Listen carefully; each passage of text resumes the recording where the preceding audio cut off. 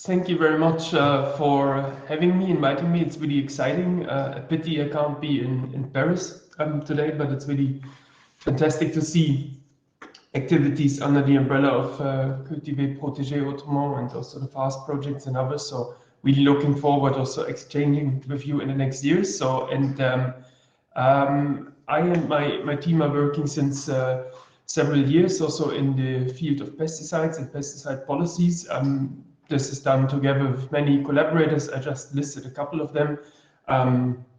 Not a final list, so to say, but many people contributed, among others, also Niklas Möhring, who's going to present, and also later today, some insights of our joint research. Maybe a technical remark. I also put in the chat a link to the slides where you also find a list of papers and links to them, because that was also an issue yesterday. I'm going to talk about farmers' decisions to reduce pesticide use, and will focus on Switzerland. Because I'm at ETH in Zurich, based in Switzerland, so this is our home base also for case studies, but B, also because I do think Switzerland is a very interesting case to follow also for others and observe. The agenda for my talk is as follows. So I would like to give a brief overview and insight in general aspects, but also related to Switzerland and pesticides. Then I would like to present two case studies, one published, one in the making, so to say, and then draw some conclusion and look forward in insightful discussion. But we have heard that a couple of times. So in general, the problem is not simple, but we know that pest management is absolutely critical for food security and many other ecosystem services provided by the agriculture sector. So we do need very good pest management. This is going to be much more relevant in the future than today, for example, because pest pressure is increasing due to climate change. But of course, we also know that pesticides have a strong effect on human health and the environment. And this is obviously something we would like to reduce. And balancing between different goals, policymakers, of course, set ambitious goals also for pesticide use and risk. And among others, national action plans have been initiated. Farm to Fork is very specific on that. But we observe, I guess, generally that these goals are usually not met. So here is policy action needed. And a key kind of like leverage point to success of policies is, of course, farmers' decisions, because if farmers do not adopt alternative production systems, do not change pesticide use, then little is gained. And this is an entry point for our research usually. In Switzerland, the situation is a bit different than in European countries. What is shared is that there are several issues like pollution of water bodies, whether this is on the surface or groundwater. There are a lot of ecosystem damages documented, but also human health impacts observed. And the recent study indicated that the external costs from pesticide use are 500 million Swiss francs per year. And of course, as in other countries, there's a high societal and policy pressure. But what is different in Switzerland compared to, let's say, France or other European countries is that there is this political instrument of popular initiatives. So if you have sufficient signatures, so to say, you can bring a change of the constitution up to vote. And there have been two of these votes just this year in June. And I actually published this last week, a paper in Nature Plants came out that discusses a bit that kind of like Swiss pesticide policy.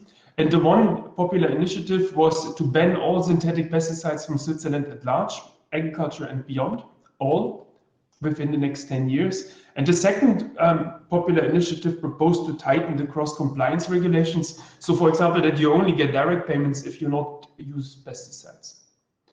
So both were rejected. 40% were in favor, 60% not in favor of these initiatives. So you can see that as a very strong signal that 40% of the Swiss population wanted to have pesticide-free agriculture. On the other hand, what happened, and because the reason for these initiatives being rejected, among others, was that the initiatives in itself and the 4 years of lobbying, so to say, had a big push on the sector. So, for example, the Swiss policymakers drafted more and more ambitious goals. So, for example, there's a 50% risk reduction foreseen until 2027. New direct payment schemes have been introduced, but also the retail sector, this is very interesting and relevant for our presentations and today, actually took action. So several actors along the food value chain and policymaking sector put kind of like pressure and high ambitious goals, and this basically kind of like was the in-between solution between accepting the very maybe radical popular initiatives and going the kind of like way in the middle. And this makes Switzerland now a very interesting case, because now action has to be taken.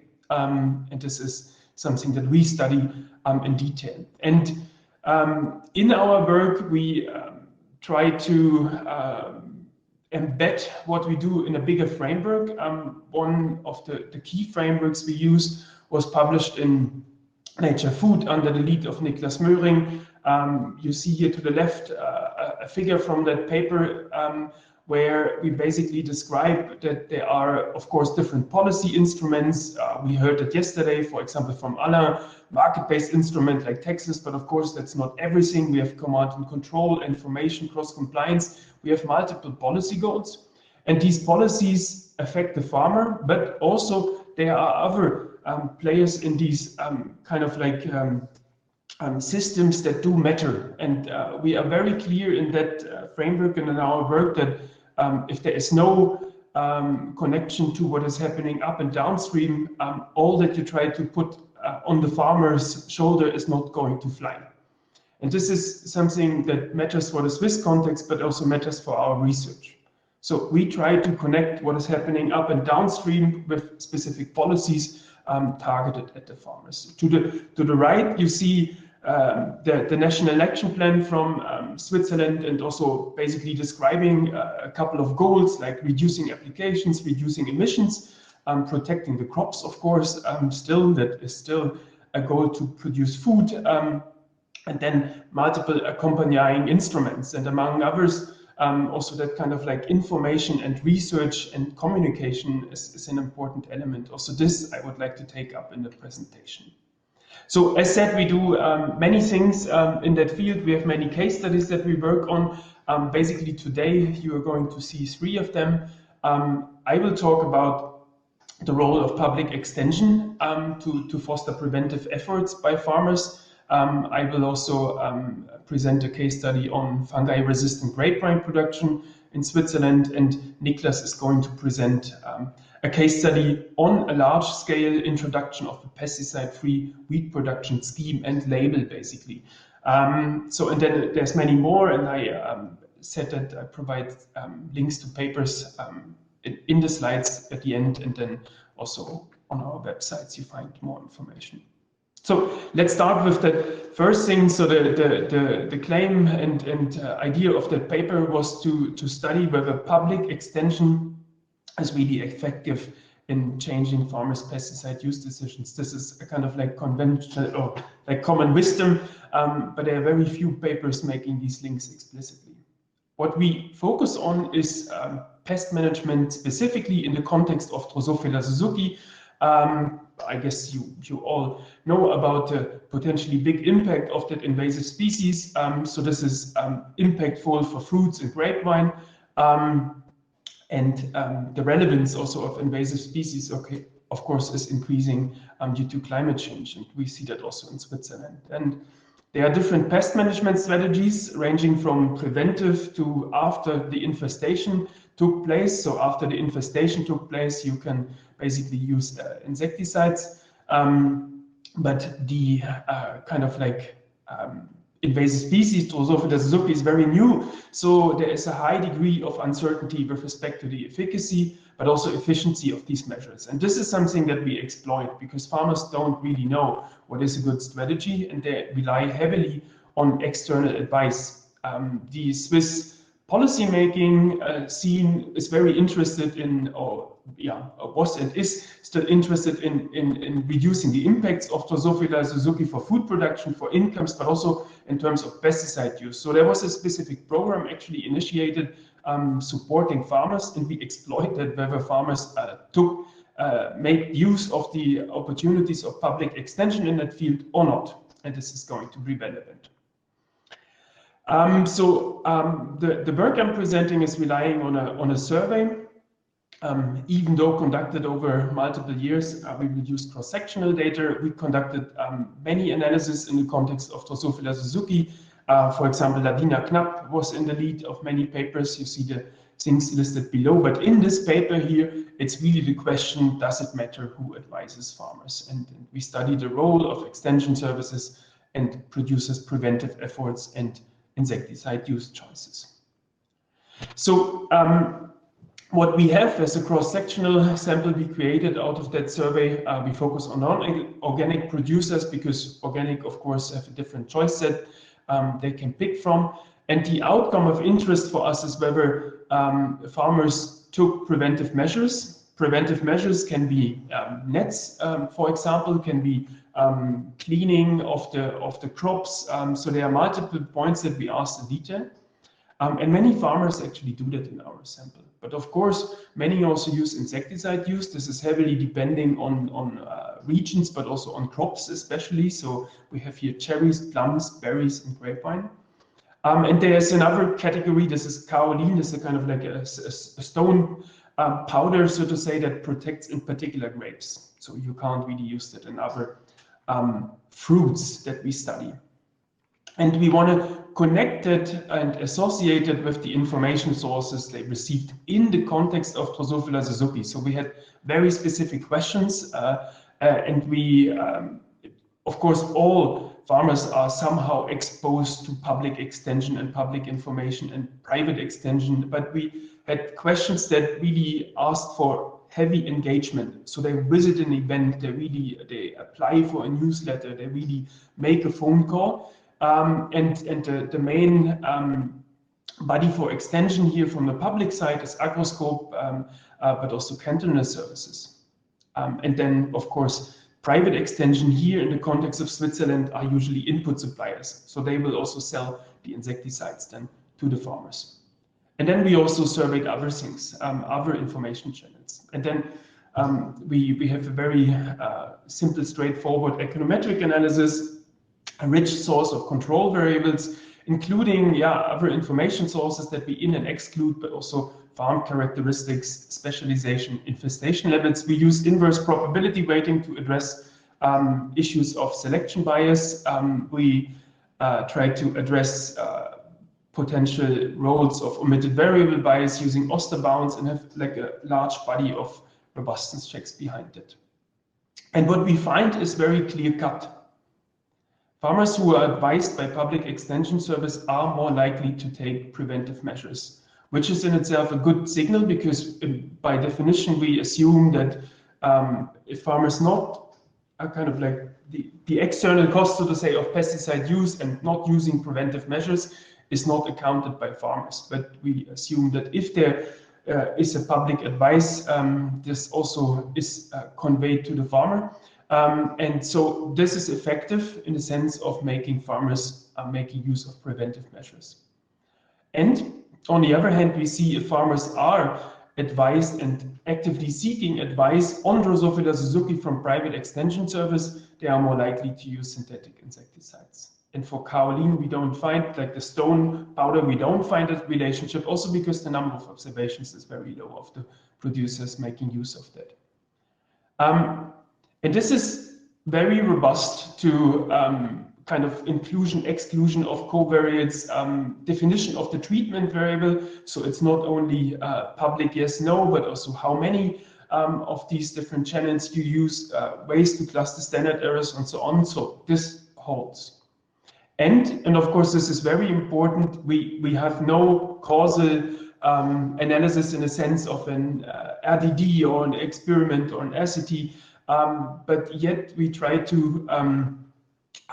make the association as valid as possible. For example, accounting for the fact that some farmers that are in more high infestation regions are more specialized on fruit production might be more likely to use public private extension service. So we try to incorporate that using inverse probability weighting and find the same results. And we also find that the results are unlikely to be driven by omitted variable bias. If you have questions, I have slides in the appendix on that. So what we find, in short, is public extension effectively supports the use of preventive measures. And this is one strategy to rely less on pesticides. So basically, this is a heavy pledge for pesticide policies to really also support, even more than it is the case today, independent public advice to farmers, because this is one pathway to sustainable pest management.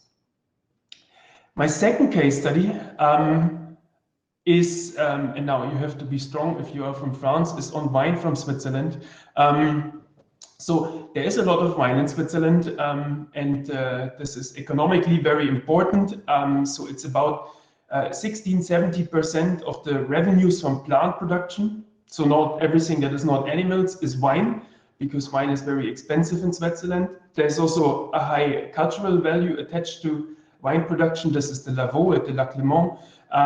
So this is an important element of Swiss agriculture. But wine is a very pesticide intensive crop. I guess that's the same in many parts of Europe, but in Switzerland especially. So there is a high reliance on pesticides. So there are up to 16 applications per year, or usually 16, around 16, and this is mainly fungicides. And there is a public policy push to reduce pesticide use in wine production, but there's also, again, a private push to reduce that. For example, there is a label to be introduced that claims to have a 50% pesticide reduction in Swiss wine, and this aims to be at a market share of 25% in 2033. The Swiss wine market is very special, so I assume many of the French colleagues never tasted a Swiss wine, but they should. But Swiss wine is basically a domestic thing. So there's little export, and there's basically like two layers of the market. One is focused on kind of the retail channel, and the other one is based on small-scale direct marketing. And because wine is produced everywhere, there are cities everywhere in Switzerland, the channel with direct marketing is a very important one. Direct marketing to customers or gastronomy sector. So this is important. And the key entry point to reduce pesticide use in wine is to make use of fungi-resistant varieties. And this is proven that they are effective in reducing the reliance on fungicides, maybe not perfectly removing fungicides, but reducing it massively, like up to 80%, but they are rarely used, both in Switzerland and other European countries. And the goal of that paper here was to investigate the adoption of resistant varieties, especially focusing on the interplay with market channels. And again, we use survey data of about 700 producers across entire Switzerland. So you see the dots here on that map, and these are all the surveyed grape wine producers. So you see wine is everywhere in Switzerland. You see where there have been adopters or not, so just whether they have some resistant varieties or not. And we find that basically 20% of the producers do have fungi-resistant varieties. There is a regional pattern. So, for example, at the Lac Léman, this is less likely to be the case, but in the German-speaking part of Switzerland, this is more likely to have fungi-resistant varieties. But we also see the area under these resistant varieties is super small, a bit more than 1%. So this is something, and interviews that we had with wine producers was basically reflecting that farmers test out a bit and try with these varieties. And the important characteristic I mentioned that already is also of the Swiss wine market is also reflected here. Only, let's say, 50% of the producers market the grapes to cooperatives or industry players, but the other 50% is marketing their wine themselves, and also more than 40% are heavily involved in direct marketing, so selling to customers themselves.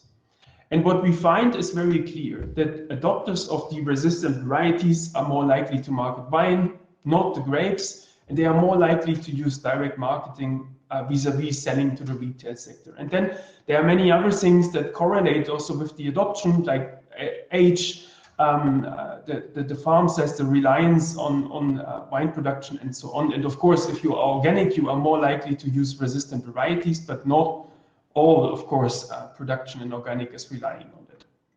So then we conduct again an econometric analysis to account for a couple of covariates and so on.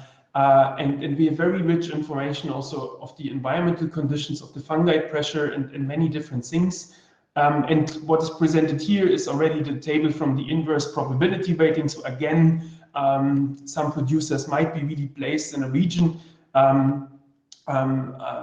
where the uptake is more likely, and there is a kind of like potential that we have a selection bias here. But whatever we do in our analysis, we find a clear pattern. So if you're specialized in marketing grapes, this is associated with a smaller probability of uptake of fungi-resistant varieties. If you market your wine yourself, and especially if you market it yourself to customers, you are more likely to use fungi-resistant varieties. And again, this is very robust to many robustness checks that I can talk about in more detail if you want. So the story is very clear.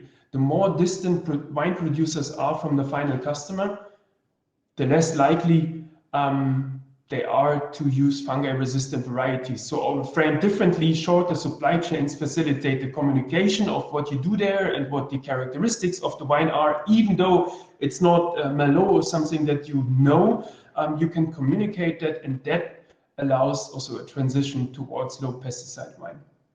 So what it means is there need to be a concerted and coherent set of policy actions. So just putting in and pushing in new fungi-resistant varieties is useless if there is no creation on the other side of a market channel to be used. So this needs to be connected.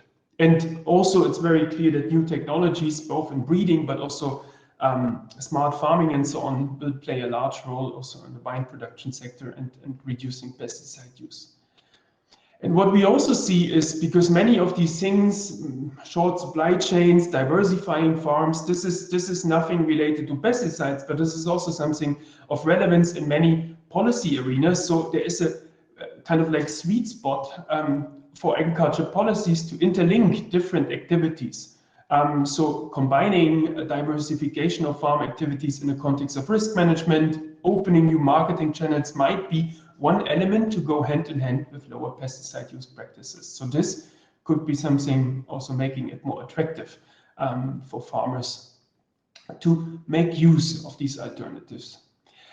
Before I conclude, just some kind of like also reflection on the next steps. So we have multiple projects ongoing, like here Trapigo, our pesty-free agriculture systems, where we now started with new projects in these case studies and go further.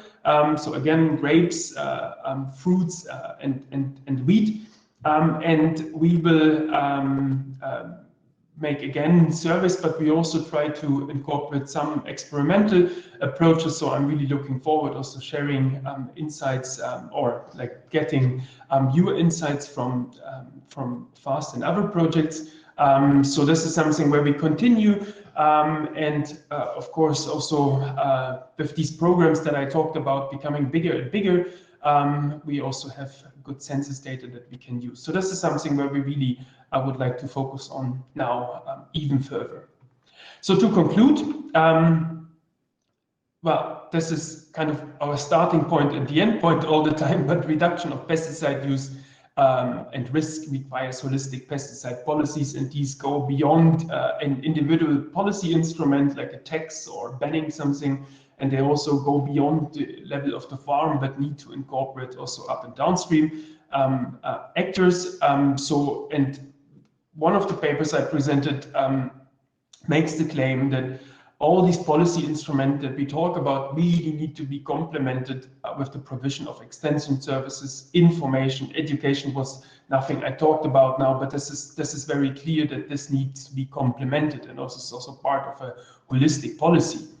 Holistic policy, as said, that also means to incorporate up and downstream activities, and I think if there is, I mean, if we put pressure on a farmer, but there's no alternative to be used as a production practice, this doesn't make sense. And also, if there is nothing where the farmer can sell the new product to, also this doesn't make sense. So we really need to have a holistic view on these market channels in pesticide policies.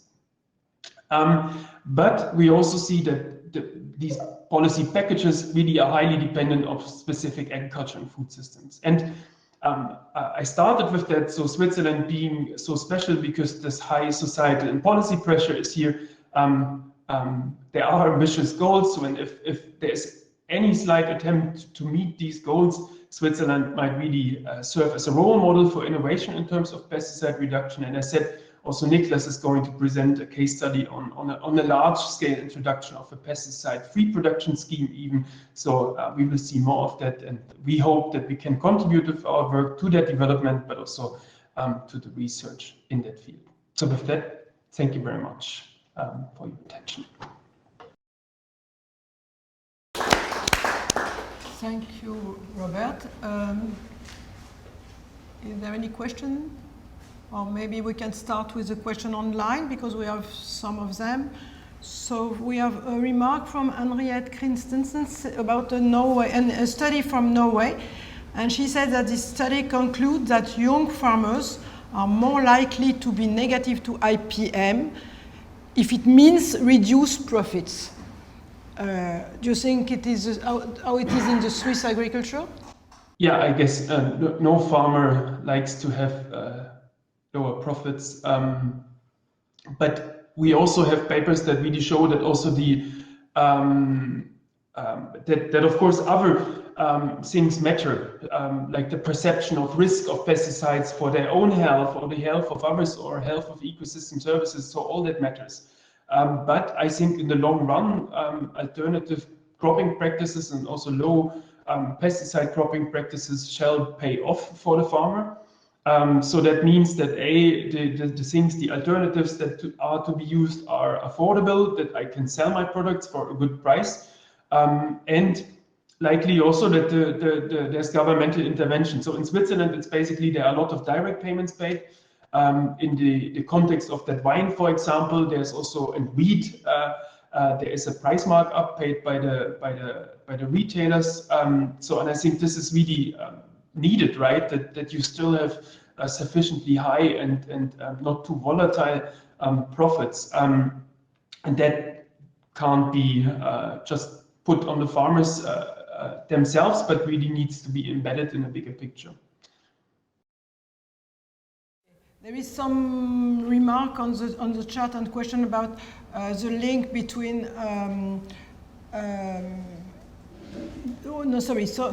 some question about the resistant varieties impact on income, and do they taste the same, and do you think your findings could be transferred to other crops? Yeah, thank you. That's excellent point. So I would start with the second, transfer to other crops. Of course, I guess in entire Europe now there's a big discussion on new breeding technologies like CRISPR-Cas and so on, and of course that might be very attractive to reduce pesticide use simply by creating more resistant varieties. We, for example, in Switzerland, for wheat there is a high degree of fungi resistant also in the wheat because majority of Swiss wheat producers is not applying fungicides. So this can be an important entry point, but also this runs the risk that then the way, of course, the new varieties are created are not appreciated by the consumer. So with GMOs and CRISPR-Cas and so on, we have this discussion. Taste-wise on the wine, I think this is a very important point. I guess in particular in the past, as I understood from the literature, these taste studies, so to say, were very clear that this is not the taste that consumers appreciated. I also read studies that basically said over time there was also progress in that. My personal experience is there is good and bad wine from traditional varieties, and there's good and bad wine from resistant varieties. But indeed, this remains an issue, and that communicating that is really an important point. And I said that with the interviews. So some farmers really actually said, well, hey, my customers are approaching me and asking me, what are you doing with these pesticides? There are these initiatives, and they were very, I mean, this is also one thing that I say, well, this is the variety that I have that reduces pesticide use a lot, so you can try it. And this is an important way to kind of like test both for the producer and the consumer. But I know it's very difficult to convey that a non-standard variety has an adequate taste, or maybe it's even not the taste we are used to. It's an important point. Points. So the marketing channels really do matter, and I said that now a couple of times that there are also price markups paid by the retail in Switzerland, and you know Switzerland is an island with heavy market protection, so that allows to operate inside that market more flexible, so to say, than you do that in the rest of the world. So it's a key element that you kind of like have a communication channel in the connection. So there are a lot of labels used for reduced pesticide use in Switzerland, like IP Swiss with a ladybug on it is a very important label.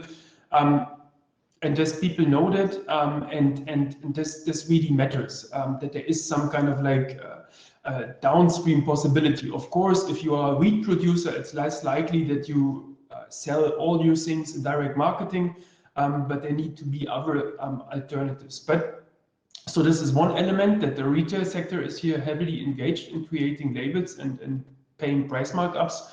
But of course, the more you come to crops like fruits and wine, then also these short supply chains really matter in that context here. So, and this is, I guess, an opportunity to also facilitate that farmers actually earn the money that they should earn with these activities. And then the organic farming, so I said that in the first study we excluded organic farmers, and also in the second, if we exclude organic production, this still holds, because also non-organic farmers do make direct marketing here. And also I said that organic farming doesn't imply that you have only resistant varieties, so it's significantly, but still only slightly more. But the picture is still the same if we split the sample here. Yeah. Okay, thank you very much. We have also a question by Sophie Toyer, who was with us yesterday. She's surprised to see such a low rate of adoption, and she wondered whether it could be due to the fact that the adoption is hampered by rules on protected geographical indication, for example, like in France. Indeed, yeah, that's a very good question. And in the paper we have a long appendix also with these information. So indeed, geographical indication is also relevant in Switzerland, but it's highly regionalized. And in some regions, the resistant varieties are included in the geographical indications, and in some they are not.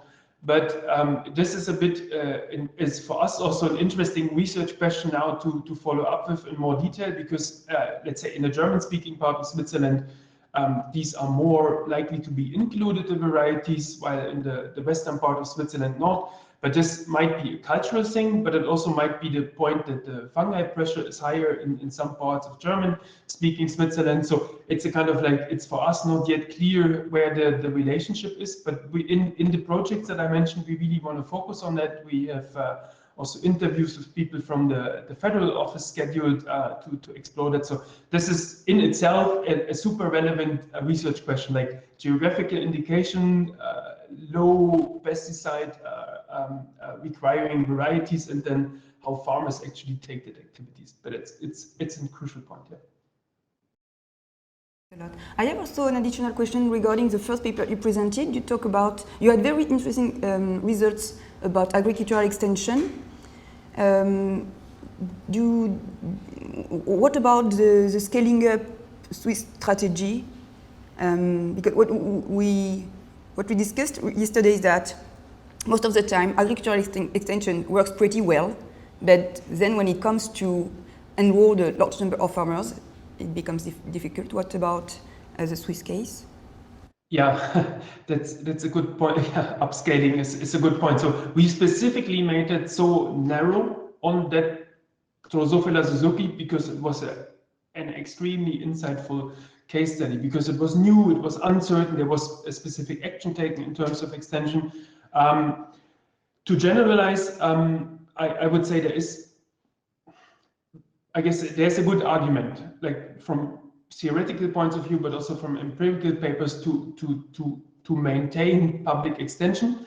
But especially if it comes to the context of new pests, this might be even more important because they are also heavily relying on pesticides.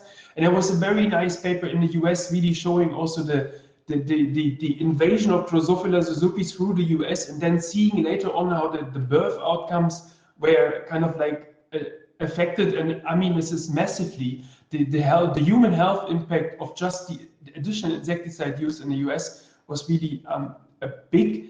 And I think there's a very good argument to upfront as a governmental institution to kind of like act proactively here. And we see more and more of these new kind of pests invading Switzerland, in particular through Ticino, so the southern part of Switzerland, because then with climate change, more of the new kind of like pests are climbing up north, so to say. And this is really an important point from my personal perspective, and also based on that paper, that there is some action taken to show farmers these are the activities you can take, and these are also the implications. Because I mean, very often probably if you just don't know what works and what not, it's likely that you then may listen to your let's say input supplier, and maybe that's not the perfect thing to do. So I think here in that context it's even more important if farmers don't know what they shall do.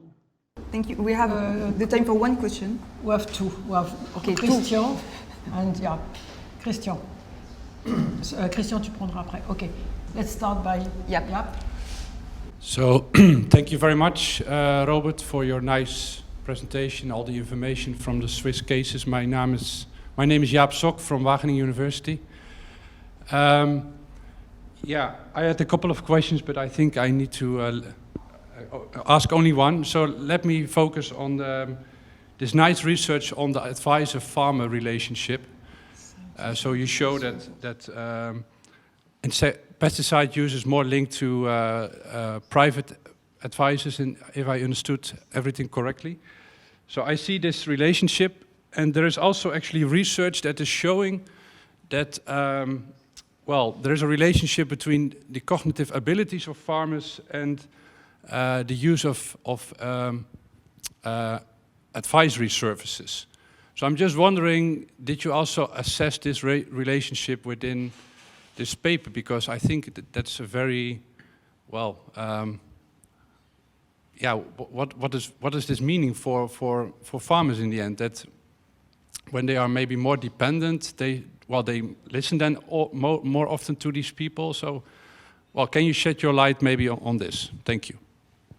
Thank you very much. Yeah, that's a very good question. So we have a paper in agricultural economics where we look at the interplay between non-cognitive skills that includes, or let's say, the paper generally is like on personality and action taken by farmers, among others, also in that preventive action against Drosophila suzuki. And a couple of things that we look at are like non-cognitive skills like locus of control and self-efficacy, but also ambitions, innovativeness, and so on.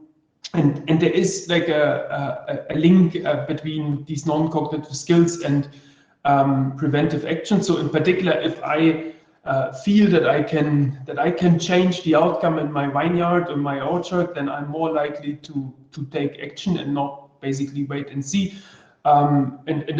So I can share it also explicitly in the chat in a second, that paper, but we haven't looked at the interrelation here between these things and the extension channel. That's true. We included it as control variables, but we haven't looked at the channel. And this might be really something very interesting. Who is actually affected how by which channel? Because then farmers are more or less open to specific things. So this is an excellent point. And I guess that also touches upon your presentation and the work you are doing. That might be a very nice connection. Yeah, thank you.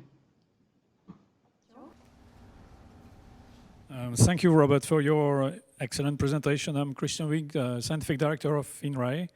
I had two questions, but I am only allowed to have one, so I will translate the first one as a remark.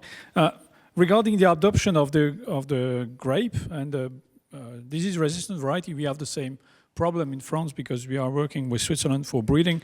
And in fact, we must not check the acreage. We must take into account the replantation rate. We only replant about 3% of the acreage, of the total acreage every year. So in fact, the point is how long it will take and what would be the interest for a wine producer to replant in advance. And this is, of course, not yet occurring, but this is something we will have to look. And also we have to look and to have an analysis of the upstream sector where they are to produce the grafted plant, and so they take more risk, even more risk than the wine producers.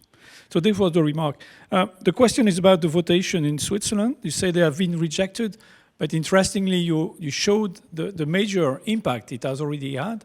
How do you see the future of that? What are the next steps for Switzerland regarding this topic, and beyond that, regarding the relationship between the farming sector and the whole society? Yeah, thank you very much. Related to your question, I mean, this is, I said that all now made ambitious claims with respect to pesticide use. All means farming sector, the retail, the policymakers, and I guess now it's really the point to prove that this is feasible and that you also can take action that actually has an impact and maybe also hurts at one point. The thing that was done is just to introduce new direct payments. So, you know, Switzerland has insanely high direct payments. So this is just new payments for not using herbicides and so on. And this is going to be very effective to drive farmers out of specific activities like using herbicides. I guess that's something that is less likely to be seen in a couple of years at a large scale anymore. But the point is then also the efficiency of these things, because you also run into trade-offs. You also want to reach with payments other goals and not only reducing pesticide use. There, personally, I still have a question mark, but there is something going to happen. And I think an important element is really that retail decision. So, for example, Niklas is going to present a case study where simply the biggest retailer said, we don't want to sell bread anymore where the cereals were touched by any chemical pesticides. So if they do that, then the market is changing abruptly. So this is very interesting, of course. The bigger picture is that this is not only a thing regarding pesticides, but there's just a wave of these popular initiatives in the field of agriculture. This is related to pesticides, but it's also biodiversity, animal welfare. So it's just like overall, we really described that situation that the goals of the society and what policy delivers is not any longer on the same page. So that's why these initiatives are coming, and the Swiss way is to find compromises. And usually these popular initiatives are rejected if you find a compromise. But of course, if you have a lot of compromises to do all the time over multiple years, it's also very costly, because it's also holding you back maybe, because also the planning horizon for farmers is super difficult now, because you have very extreme initiatives on the table, and you don't invest if you know now there's something completely new demanded in terms of pesticide use or in animal welfare, and this is also a bit a burden. So it's a good thing because it pressures,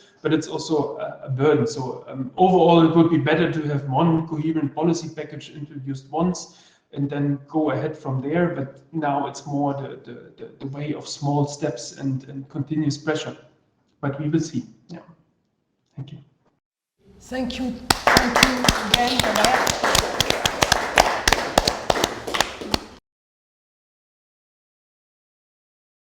Okay.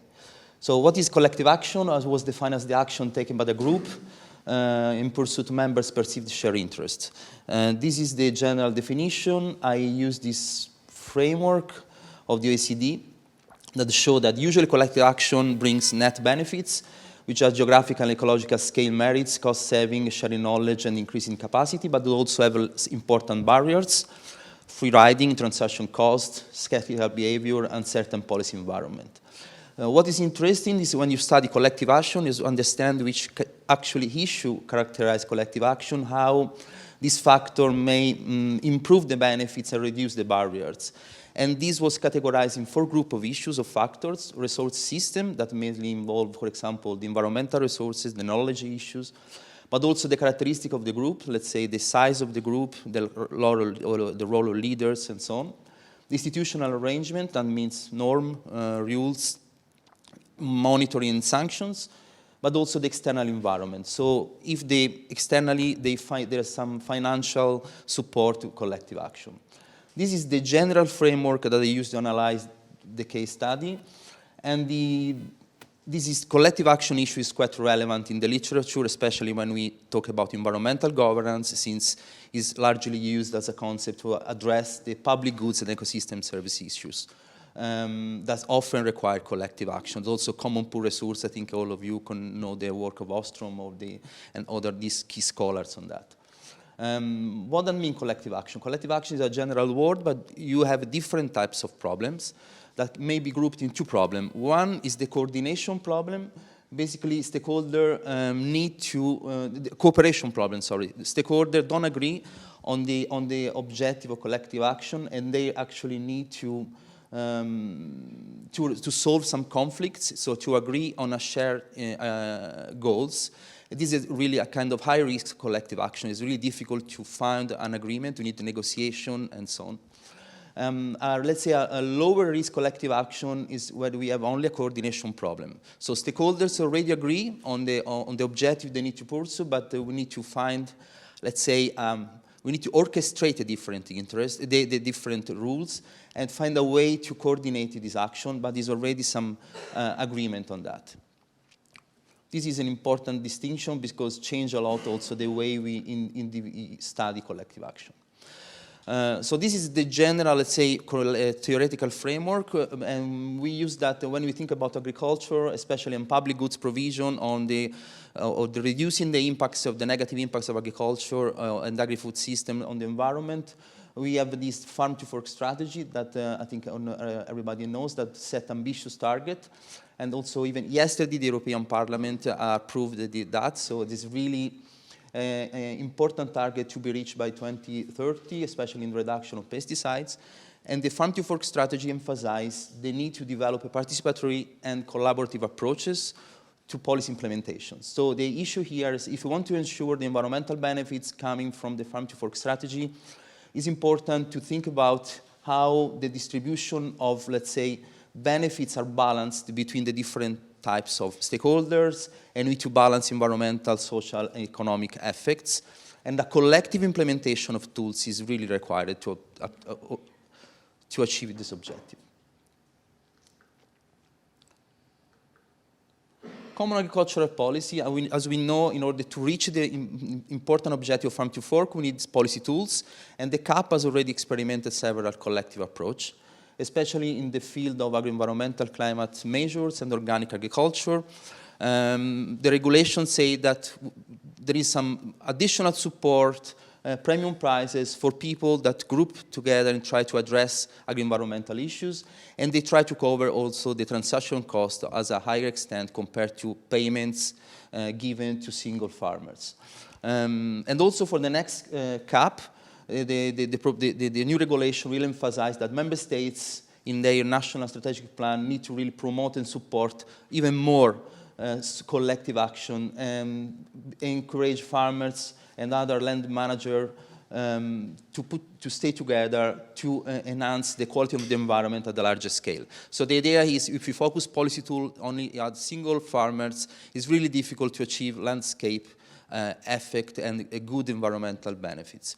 And we built new contracts on already established knowledge, since we have experimented across Europe several examples of collective contracts. I'll make you here some examples. The most famous one is the Netherlands, where it is the more advanced approach, where since 2016, agro-environmental climate measure may be obtained only if you apply as a collective.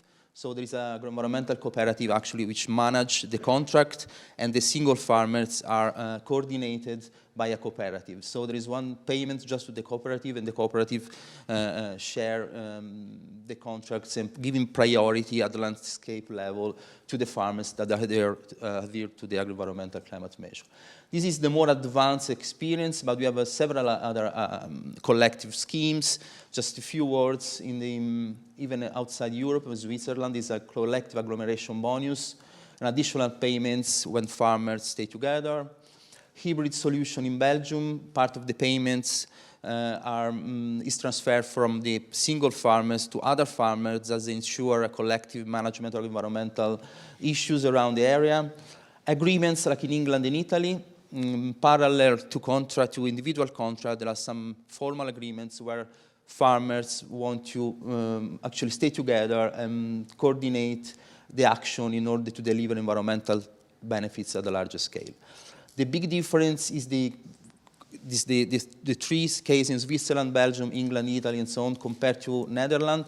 They are single contracts. So the farmers do a single contract with the authority, and then they find an arrangement to have this collective approach. In the case of Netherlands, it's just one contract with the cooperative. Just to highlight that this is just few cases, but implementation remains to a large extent at the discretion of the group of the member states, so we found on the field several solutions. What the literature say about the collective implementation of environmental measures say that is really important because they achieve improved environmental outcome through spatial coordination. They can set commonly agreed objectives and tailoring the measure to local needs. We can save costs, sharing resources, so improve the efficiency. And there's greater ownership and engagement by all actors involved. So this is a really good solution to provide public goods at the landscape scale and to preserve the environmental resources. Just to show you that if you are interested to see all this type of contract, there's some example on the European Network for Rural Development.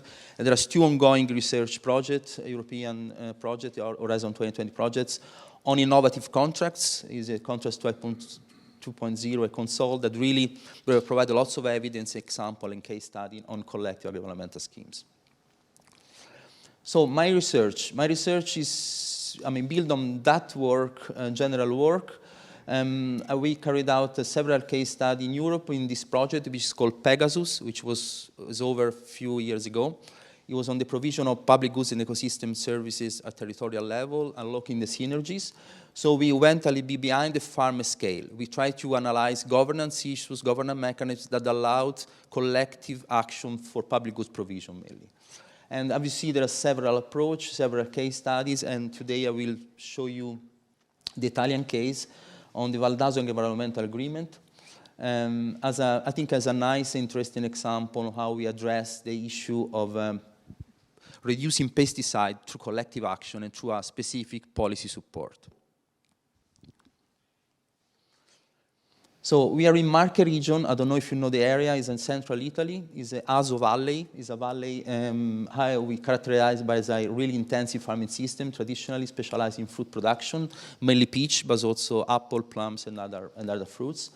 There was lots of problem of water and air quality, soil fertility, especially the river there was really polluted due to the intensive agriculture that was practiced there. And there's a collective action done more than 10 years ago of this association, Nuova Agricoltura. It's a really small association of local farmers that started to think that we need to change our practices, but we use too many pesticides, we pollute so much that we need to really change our approach to farming. So they really, a bulk of 4 or 5 farmers start to think about how we can involve the other farmers to change our farming practices. I briefly describe you the process. They contacted the regional and public advisory service, this ASAM, and start to experiment and create a pilot project to use integrated pest management and other sustainable practices. And then when they realized that the techniques were feasible, efficient, and they worked well on the field, they asked the regional government to set a specific policy tool to support their action. They say, we need some policy support. And the regional governments negotiated with the European Commission the possibility to add this specific approach. And then they found a coordination, local coordination of this agreement, which at the beginning was the provincial authority, now is the municipality of Altidona, so a single municipality, that need to coordinate this agreement, this collective action at territorial level, and administrate and coordinate. And finally, the implementation phase, they found a way to, let's say, finance the work of a facilitator, agro-environmental agreement facilitator. So it's basically a guy who is really animate and push forward, giving technical assistance, but also organize meeting, workshops, and so on to achieve the objective of the agreement. But what is this agreement? I mean, in fact, in practice, how that work? Is just was defined by the regional development program as an agreement between public and private stakeholders to apply a mix of measure or rural development policy measure to a specific area to manage an environmental issue with a landscape dimension. So this is a general definition, may be applied in different contexts, in different way, through different policy tools. So in this specific agreement, we are now at the second round. We started formally in 2009, ended in 2015. Now we start in 16 until the next year, the second round. What are the objectives? Environmental is protecting water and soil from pollution, from pesticides, increasing the profitability of the local farming sector, but also social objective, enhancing collaboration, mutual learning, and networking. The farming practices promoted by the agreement are organic farming and also advanced integrated pest management, basically mainly meeting disruption. And how that work? The region settled a package of measures that they try to touch different beneficiaries, different actors through different tools. So there is the cooperation animation tool that aim to the ACIS, let's say to agricultural knowledge system of the area, to finance the facilitator and also to finance the coordinator of the agreement. It was combined with the knowledge innovation measures that farmers may adopt voluntarily. They participate in vocational training, demonstration activity, information actions. And compulsory for farmers is using these farming practices through the agri-environmental climate measure, organic agriculture, the measure 10 of the rural development program. So this is a package of measures tailored to the needs of this agreement to achieve environmental objectives. Yeah, something went wrong with the...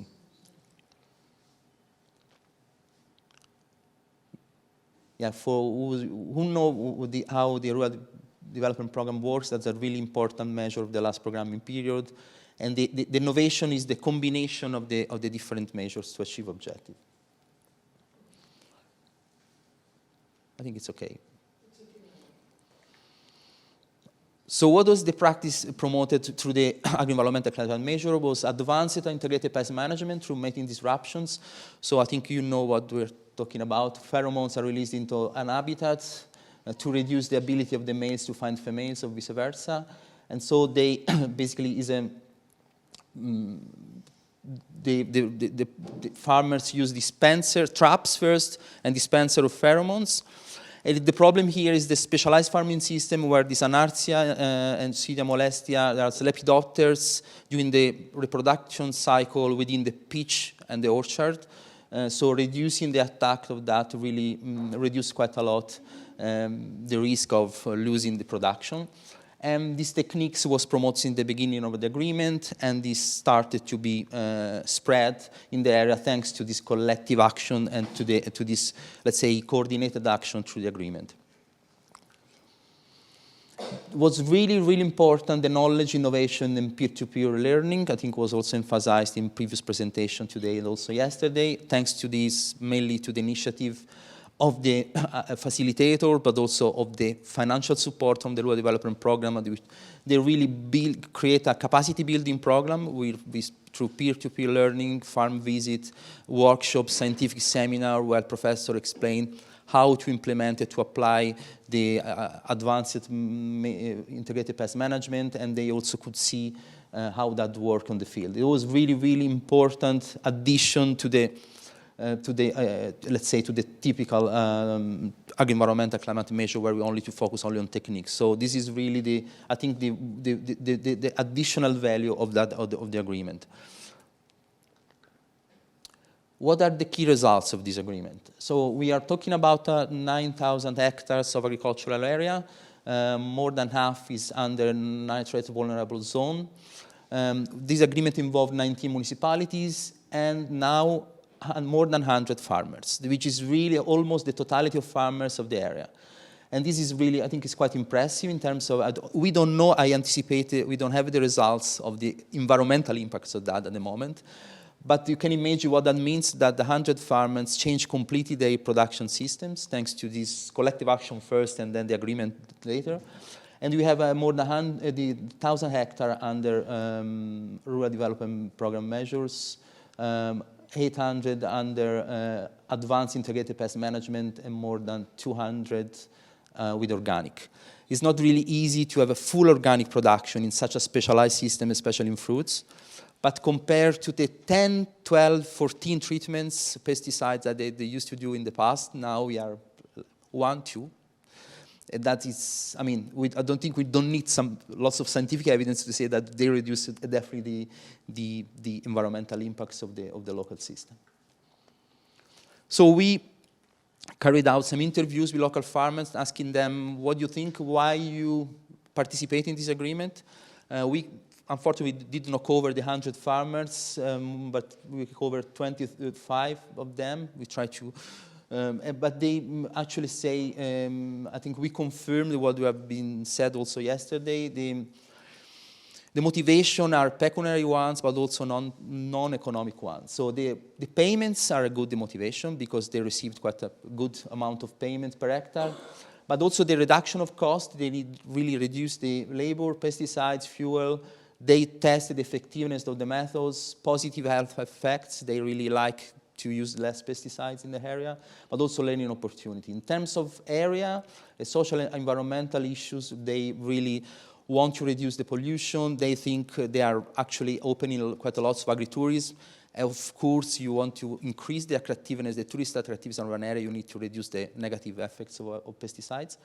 And also really like to be involved in a local network of farmers because they feel that together they have a higher lobbying power, they push for more, let's say, effective and relevant policy for the area. What I really want to emphasize is the virtuous cycle between farming practices, the advanced pest management, and collective action. So these techniques of mating disruption really need to cover a large area, an unbroken area of land, otherwise that doesn't work. So this is a nice example of how we combine social, economic drivers and technological drivers. That is, I think, is the selling point of this collective action, because you see that this change really the way the farmers think, because the only way to have a coverage and to protect your plants is act together. And the synergy is something that I think it should be further studied. And this is the initial framework that I showed at the beginning. I've tried to adapt and to understand how our case fits here.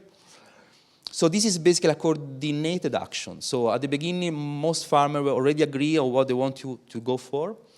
So even though we need to include the most reluctant farmers, we confirm there are some barriers, transaction costs, especially at the beginning, where you need to animate it to create the group. Free riding, there are some people that really want the payments but don't believe too much on that.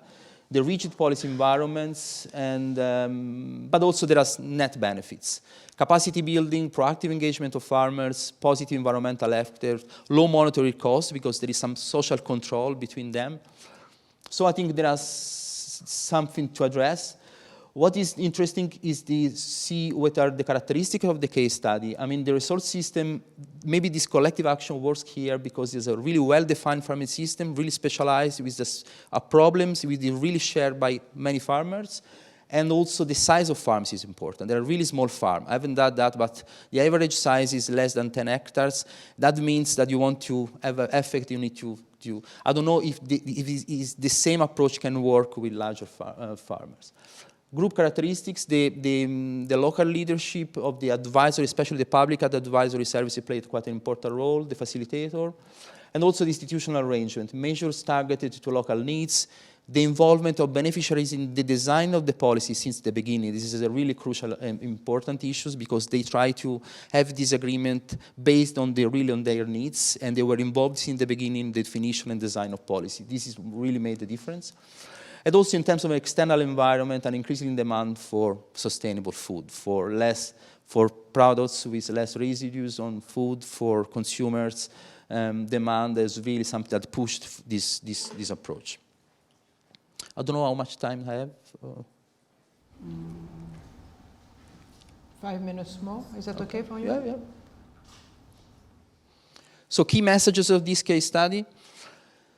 Transboundary nature of pest management is a problem that really doesn't follow not the administrative boundaries, not even the farm's boundaries. So we need to have a look at the collective landscape approach.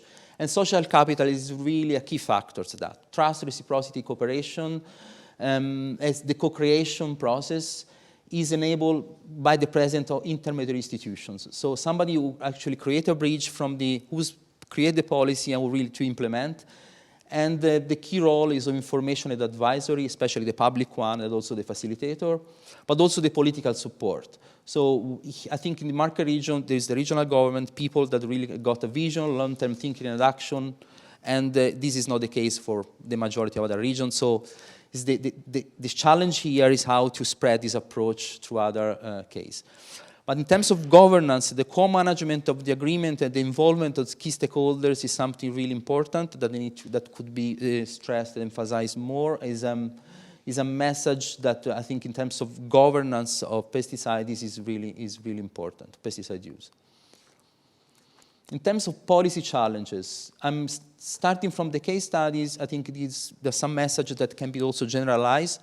So innovative bottom action, if you see the quotation there, as need to be translated into bureaucratic languages, which is tricky, hostile, and complex. That will say the regional agricultural minister officer. So the challenge for the policy is how to translate a collective action in policy tool effective for them. This is really, really difficult. And I put here a long list of issues that need to be addressed, such as the scale mismatch between the ecological and social institutional dimension, the transaction cost, and so on, the free riding, et cetera, et cetera. This is, I think, quite common issue. What I like to emphasize is, for example, compared to the Swiss case we discussed before, here unfortunately we did not find a coherent marketing strategy, so there is not any labeling or commercialization tool that really say to the market, okay, these farmers are using this agreement. That's for different reasons. This is really a challenge that is, I don't think it's just only a policy challenge, it's also a market challenge, so some maybe value chain actors that need to invest on that. In terms of general message on the role of collective action for the pesticide-free agriculture, I would say that we are usually thinking of policy mix that farmers should adopt, or we should invest in policy instruments that address farmers' issues to achieve a pesticide-free agriculture. This case study is another case study, I think, show that maybe we need to not substitute, but you say complement this approach with a different one, which looks also at the policy and institutional innovation that require the policy instruments and how that really may stimulate collective action, not only farm behaviors, but also the changing the behavior of a broader range of stakeholders and how to promote collective and cooperative approach to achieve a pesticide-free agriculture. I think this is the key message.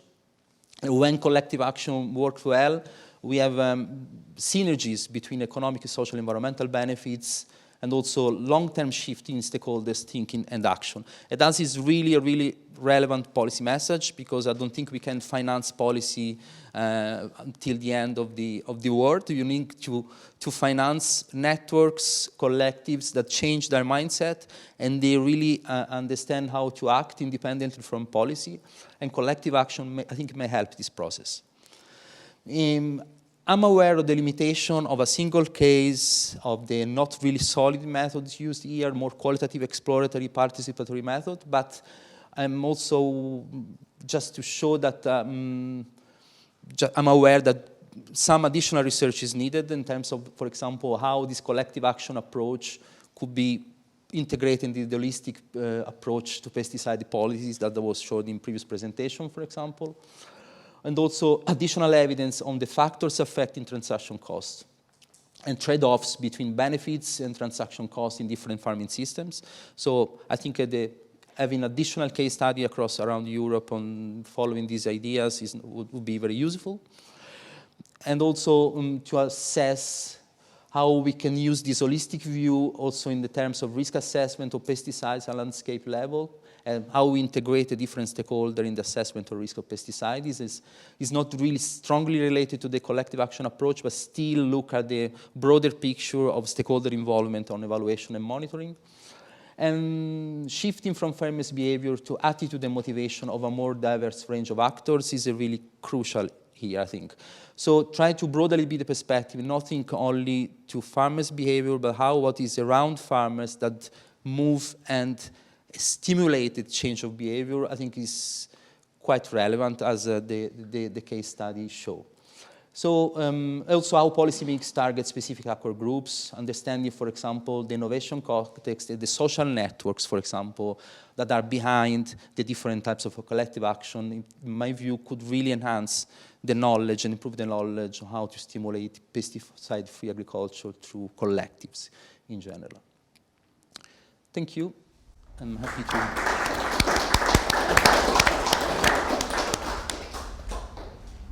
Yes, we will start with the audience. Yes. Thanks for your presentation. So again, my name is Niklas from CNRS in France. So I think your presentation was very important, because I also see this issue that we have ecological functions at a landscape level and we have farmer action at a farm level. So how to bring that together? So that's a key issue you were talking about. And I think what I am interested in is what kind of mechanisms do these collectives have? So for example, in your case, that was quite homogeneous, right? There were fruit producers who had the same kind of fruit. And you already said, okay, there are free riding maybe, that some don't adapt but profit from actually less pest pressure.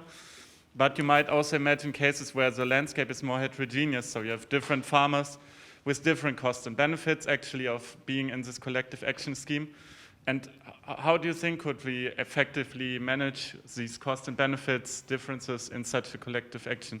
I think that's a very interesting question and probably also very hard to solve. Yeah, thank you. It's a very relevant question. Also really difficult to reply, because we need more evidence on that. We had the additional case study in the same region, and we see that they're not such effective like this one because of the issue you say. There are different farming systems, different needs, and so on. But we can, in my view, we can achieve interesting results whether it's the most motivated farmers, the pioneer farmers, are enabled to create, let's say, a good atmosphere and really proactive engagement of other farmers. In this case, for example, the most reluctant farms at the beginning was really some farmers put the dispenser and the traps in the other farms to show them that they at their expense. And that was just a really pragmatic way to show. But there's some problem where you change really this farming system. So I think this is a really good limitation. We should collect some evidence where we have a more mixed structure, where, for example, some arable crops that have a different pesticide problems or different techniques to be used. And it's quite challenging because this approach really look at the territorial aspects at landscape level and find the combination of different collective action from different farming systems maybe is not really feasible. So we need to collect, I think, more evidence and data on that. But yes, I agree with you, it's really something important to address. Okay. Thanks for the presentation. Alexandre Sauquet from INRAE Montpellier. At the beginning of the presentation, you mentioned that agglomeration bonuses and conditional bonuses can be mobilized to favor collective action. Do we have evidence that it works? If it works, is it because it generates some social norms, or is it because it generates some collective actions among farmers? I think it's a good question, thank you. It's more a policy tool. I don't think it's really relevant for collective action, to be honest. It's really a way to better target the economic incentive and to stimulate the agglomeration of people, but say, to be sure that a right amount of farmers apply for the same measure in the same area to obtain results. But I don't think it's really, really relevant as a tool to stimulate collective action. This is my view. But in terms of effectiveness of policies, that may work, because you have this incentive on top up of your payments to see whether your network are applying the same method, and maybe create a network of farmers that really apply for the same measures. But maybe it's not really the key tools to stimulate collective action. I think the bottom-up approach that we experience in these cases is something that they build policy after the needs. Usually these agglomeration bonus are mainly more top-down approach, where the central governments try to think an innovative policy solution to achieve better results on the field, but I'm not sure that it's really coherent with the idea of collective action.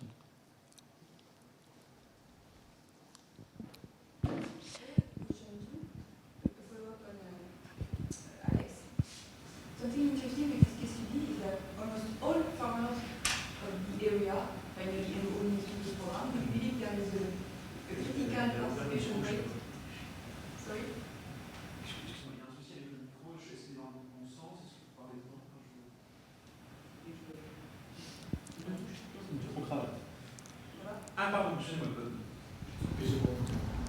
J'ai pas de bouton, moi, normalement.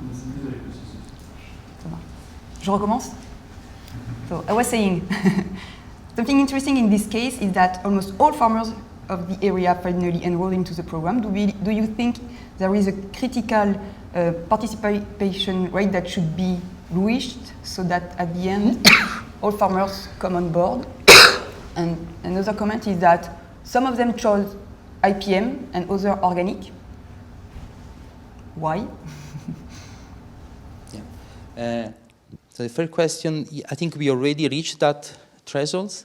We are almost, the totality of the farmers are there. The few that are not there into the agreement is because of maybe they are, let's say, political issues or people that's always happening in communities that don't want to conform like the others.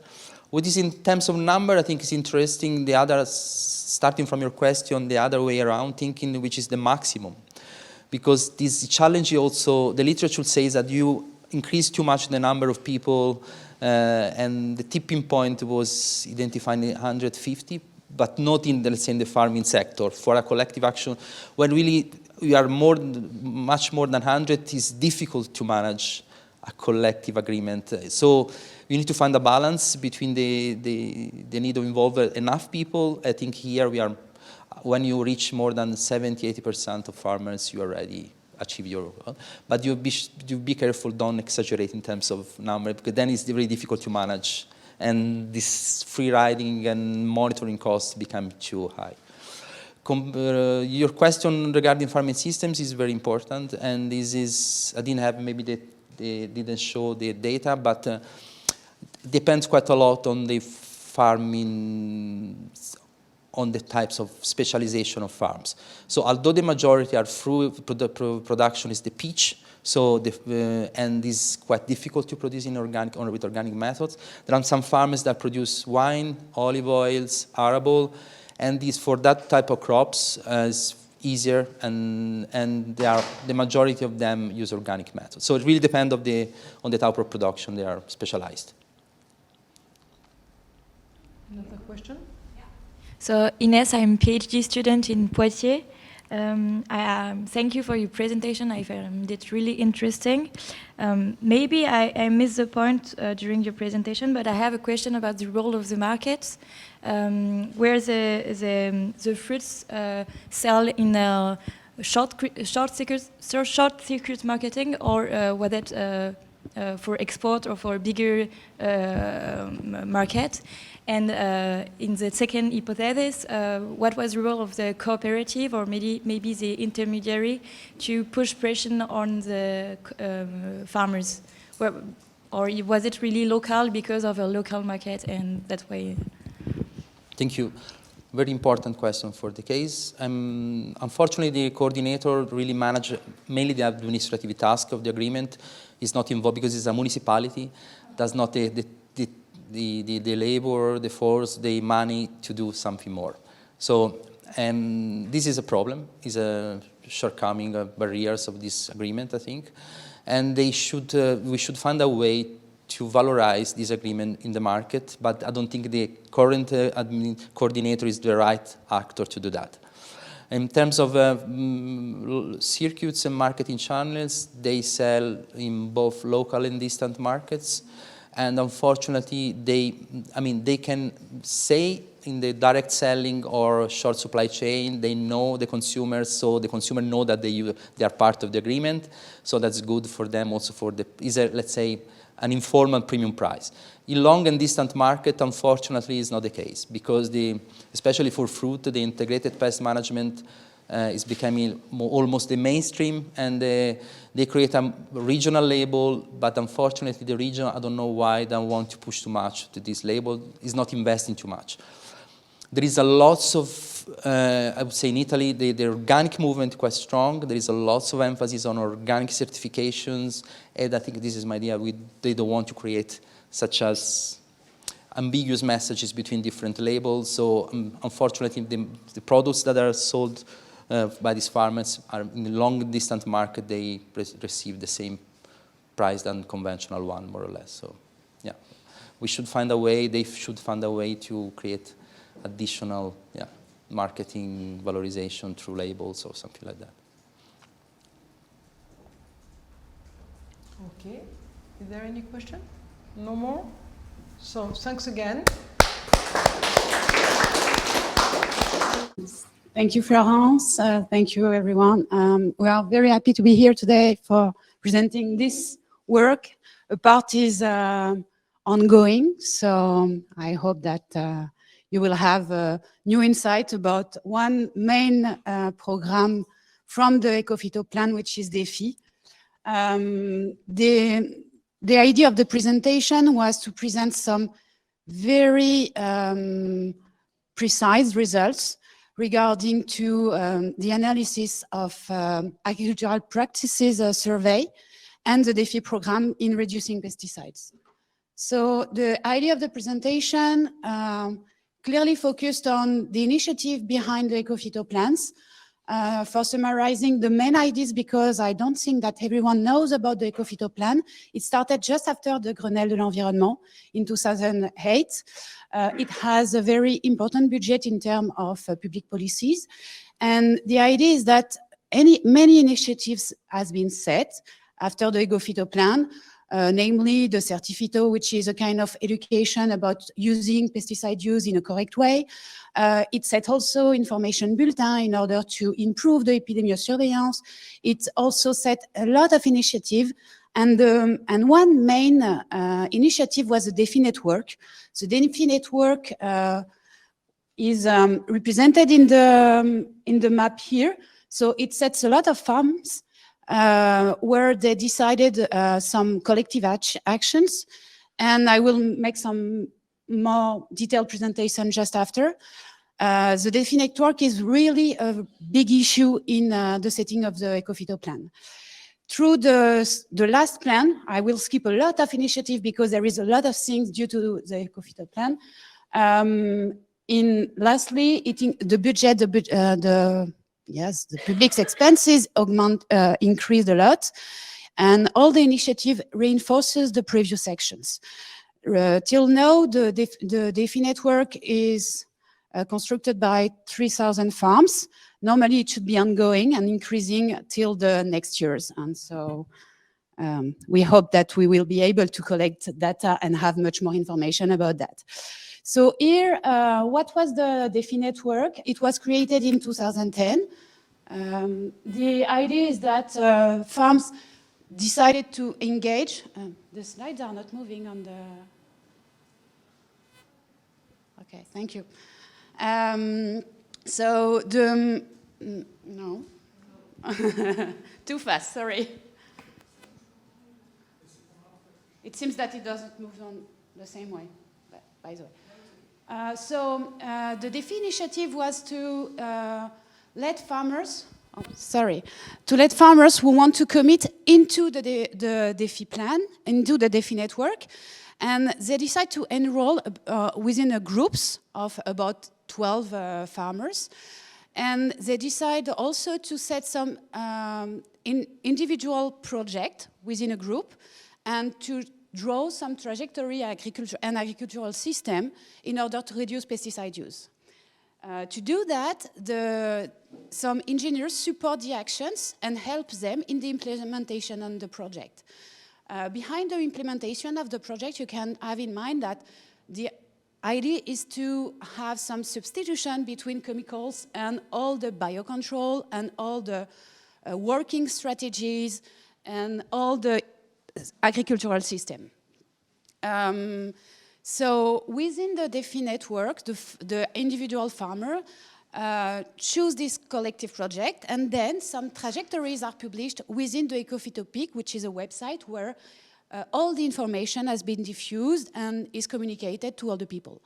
So this main initiative, the DEFI firm, generates a lot of knowledge, and it also enables to diffuse the knowledge in order to identify the different solutions in order to reduce and stop pesticide use in France. So here, what we will be presenting will be based on one monitoring indicator that has been set through the Ecophyto plan.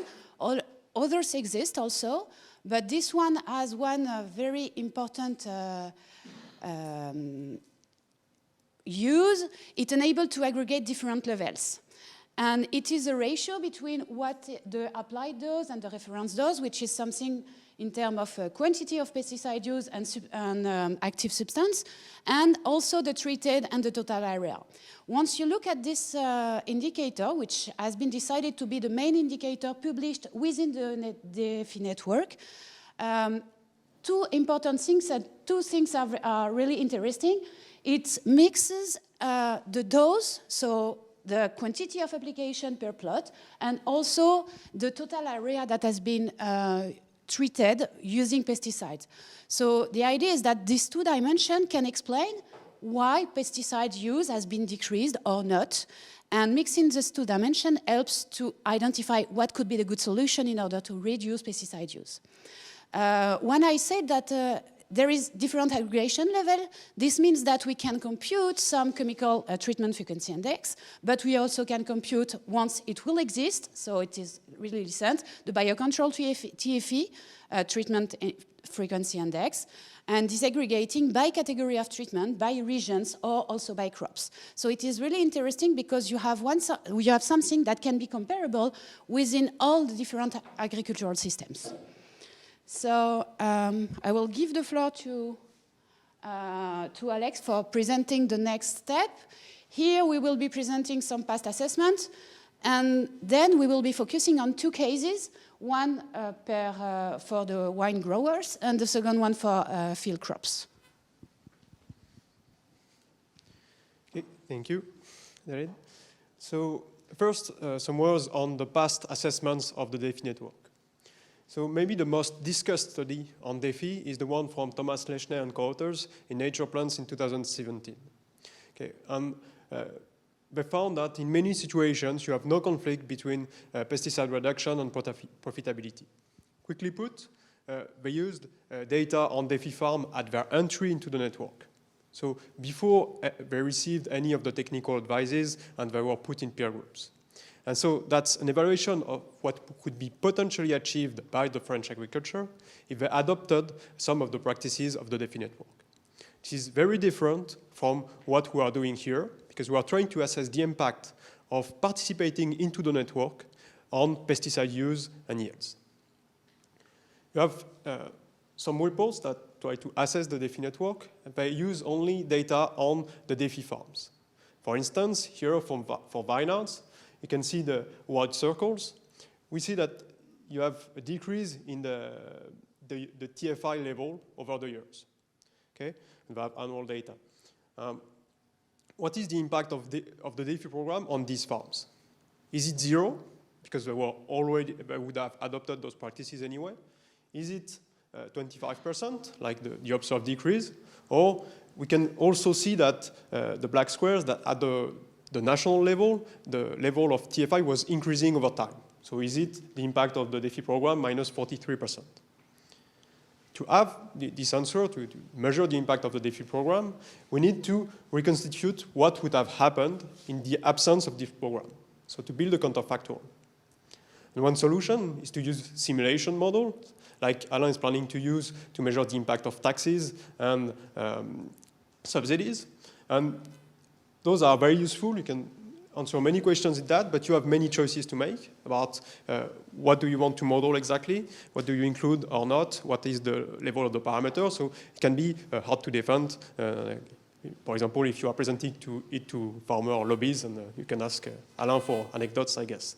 You have what Paul Ferraro presented yesterday, the RCTs, that's the gold standard. Okay, you have a very clean, you have a treated and a control group, and then you measure the impact from that.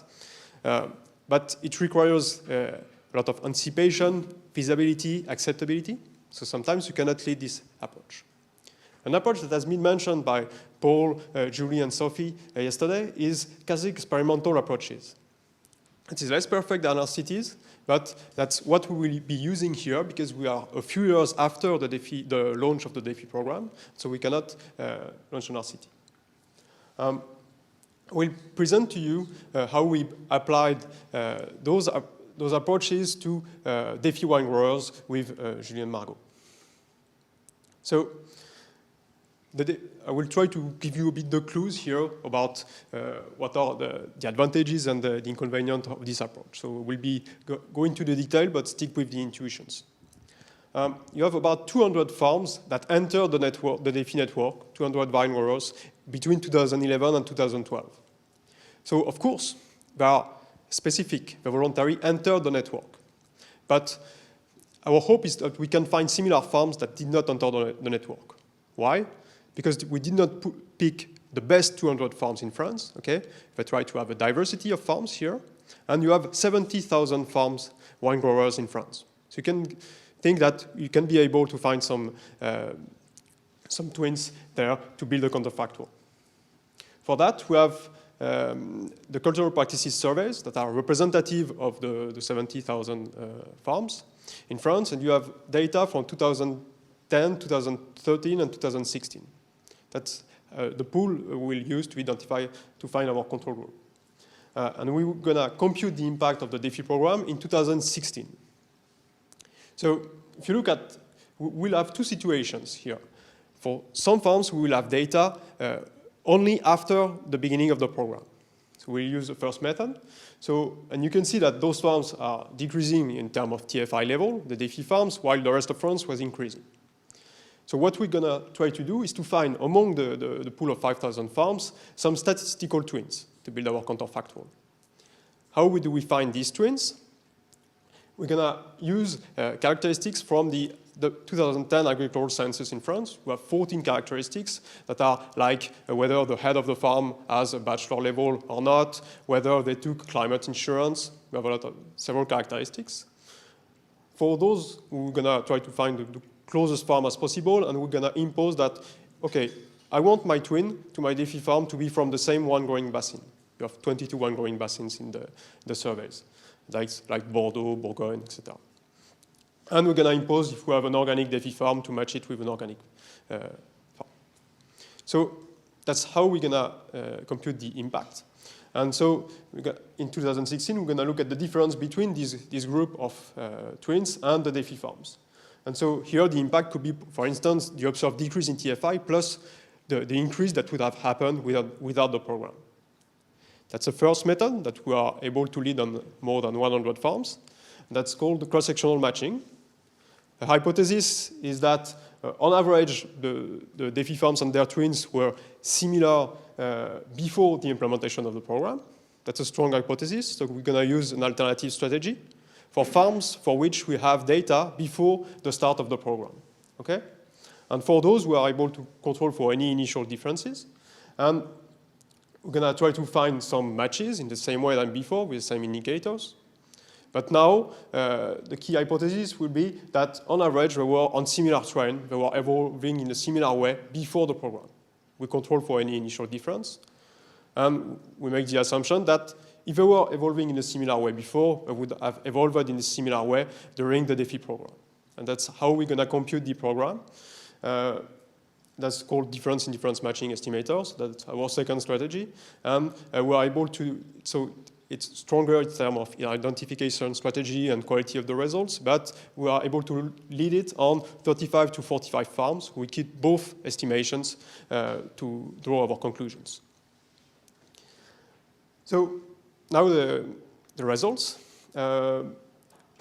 Adélaïde already presented the indicators, okay, so we're going to lead the analysis on all the indicators, chemical, biocontrol, TFI, and their components and yields.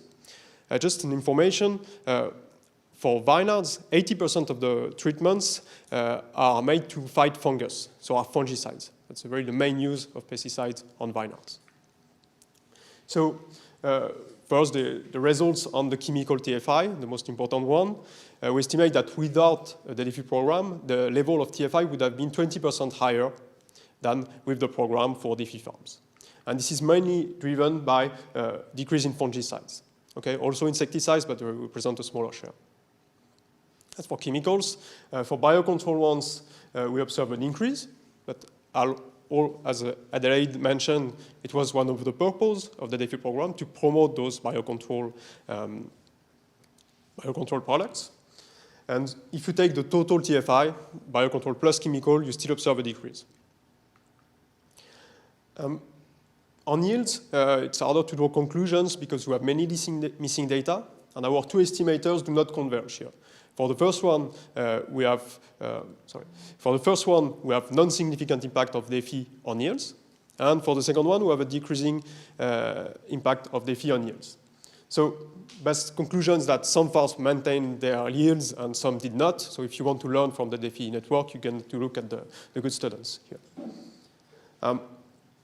Conclusion on vineyards. So, we observed that decrease that was compensated, but not all by an increase in biocontrol TFI. And we have a divergence on yields, plus yields are not profits, so it's hard to conclude on that point. And some precaution, something could be specific to the year 2016 here, the one for which we are analyzing the data, because it was a year with high parasitory pressure on vineyards. You had to use some pesticide. And an interesting exercise that Laurent and Virginie Brun did, that are leading the DEFI network, it was splitted the DEFI farms in two groups. In green, those that were at their entry into the network using very low level of pesticide, and the others that were using normal level of pesticides in red. And that's highlight why we need an approach like with a counterfactual like ours, because if you look at the green line, you could conclude that the DEFI network increased the level of pesticide use, and then it was inefficient. But if you take counterfactual, then you find a different answer, because we need to compare that to what would have happened without the program. And the second thing that has been discussed with many presentations yesterday and this morning is what happens if we scale up such a program. Okay? The red curves suggest that you have greater potential gains if you are starting from a higher level of pesticides. And French farms are starting from a higher level. So maybe we could have a greater gain if we scaled up this program. But at the same time, the DEFI farms entered voluntarily into the network. So maybe those that are not DEFI would be less reactive to a technical advices, less willing to apply them. So So scaling up is still the challenge. And here we have an answer for 2016. We also led the analysis for 2013, but it was 1 year after the entry into the network. So we have the same result for insecticides and fungicides, but we are not able to lead it further because we do not have panel data. If you want all the results, we have a working paper with Julie and Margot on that. It's accessible here on my website. And I will let the floor to Adélaïde for field crops. Thanks, Alex.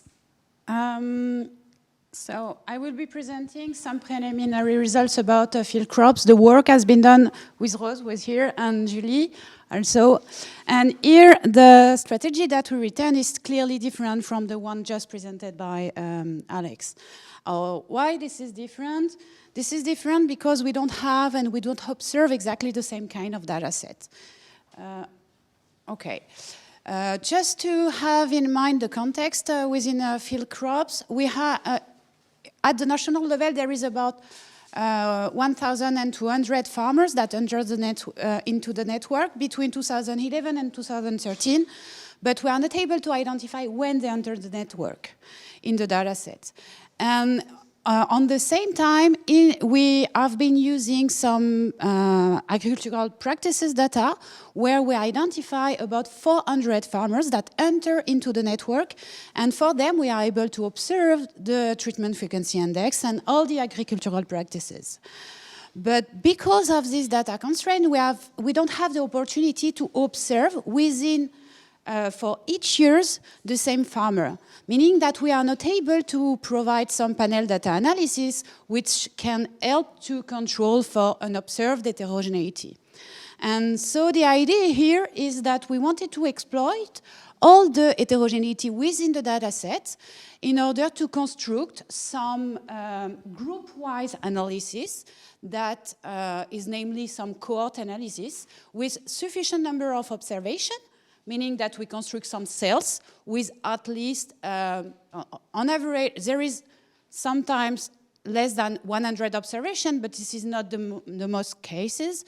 And mostly we have about 500 observations within each cells, meaning that we will have some statistical power due to the cohort construction and the group-wise construction.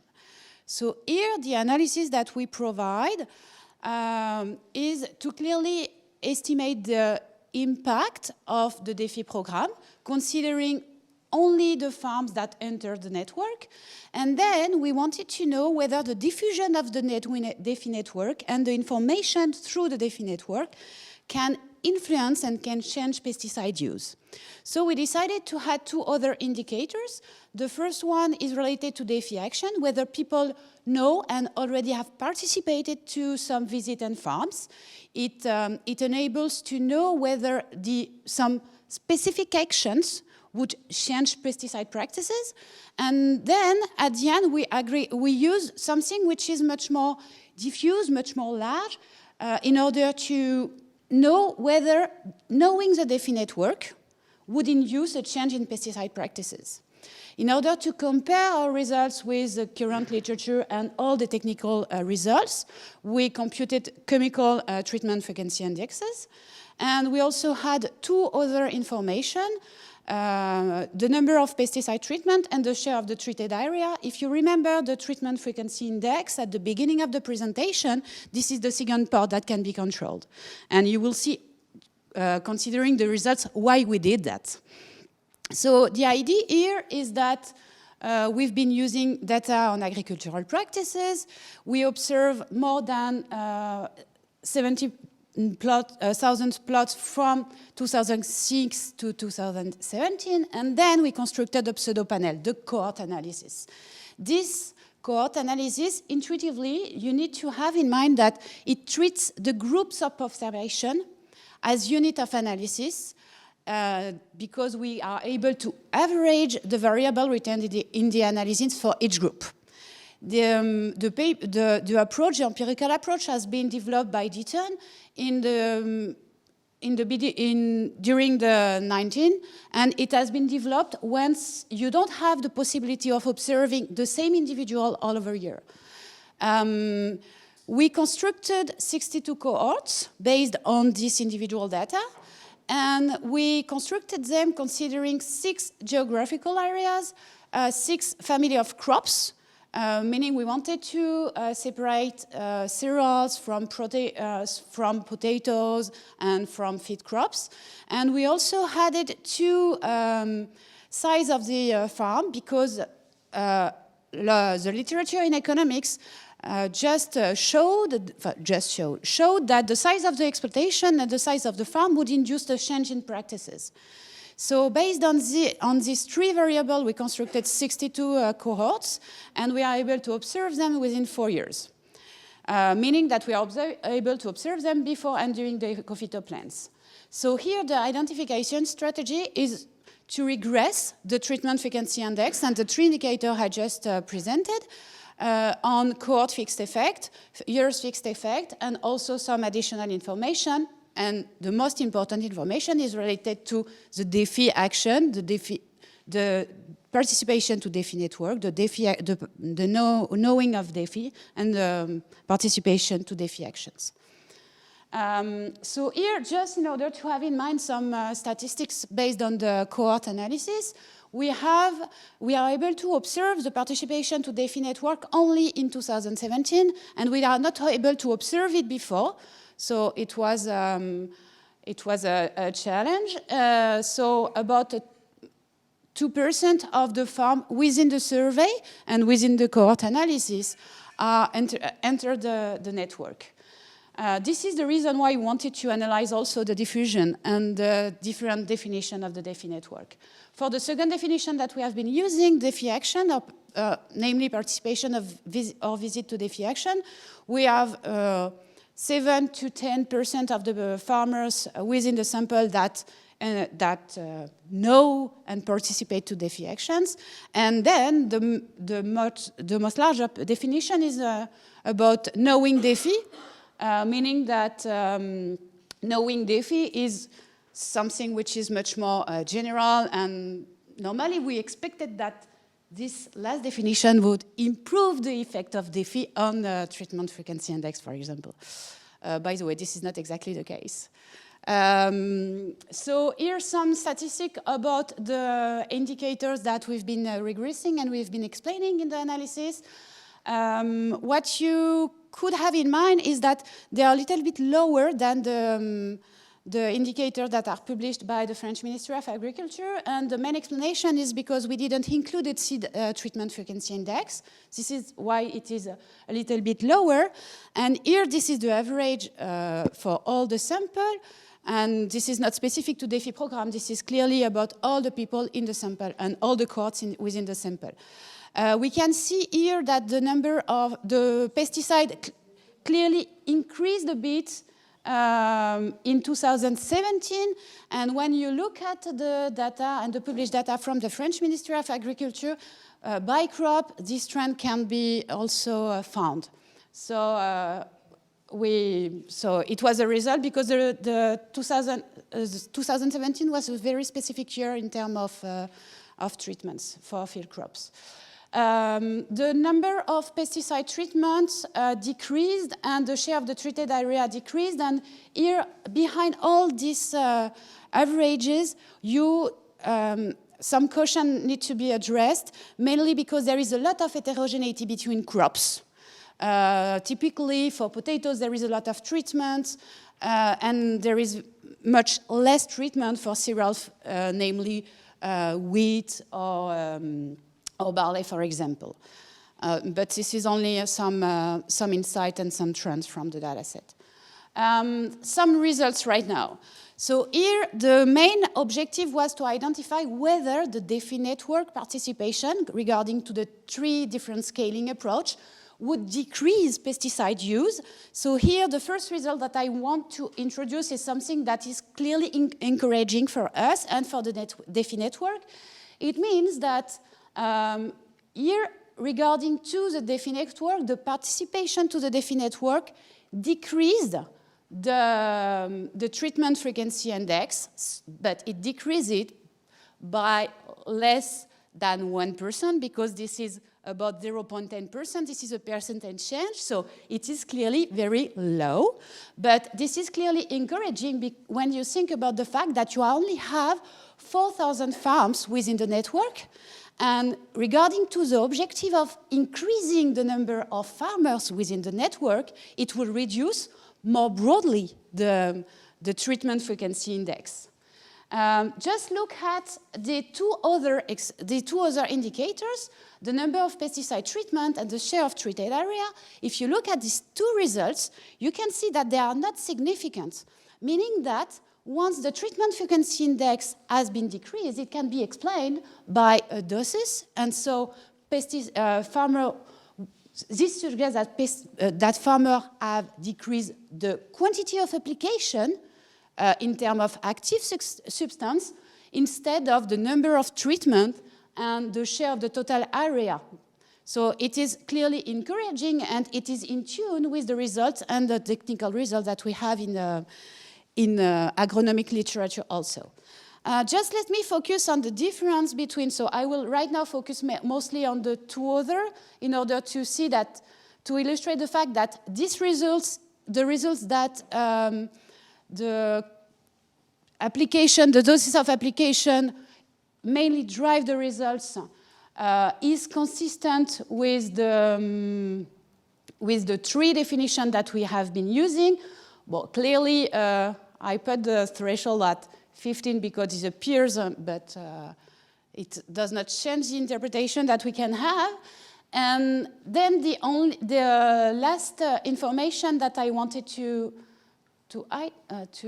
illustrate is mainly on the treatment frequency index.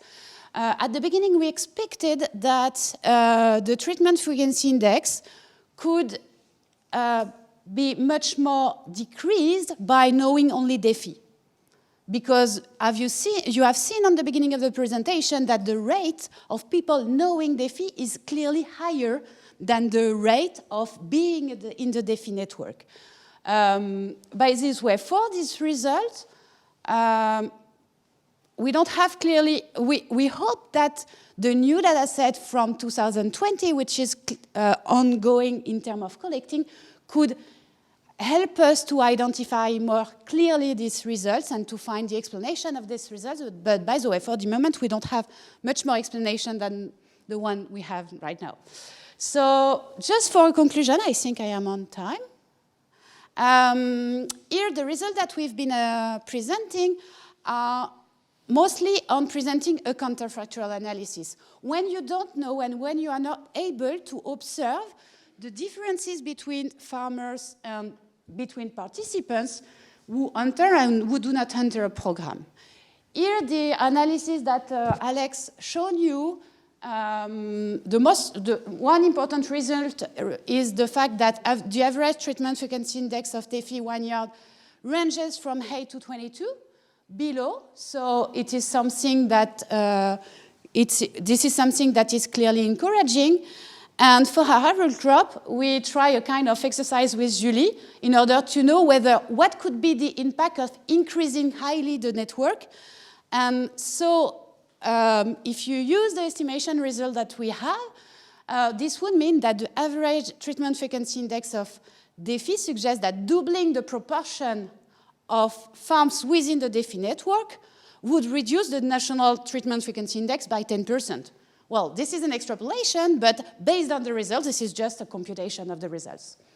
Some result that I didn't present, and that is common to both 1 yard and arable crop, is the substitution phenomenon, because in the dataset we also observe that the biocontrol treatment frequency index increasing for some specific for insecticides in arable crop and fungicide in vineyard.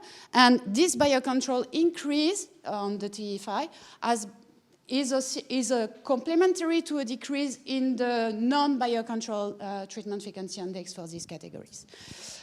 So for the conclusion of the presentation, here we find that the results are clearly encouraging.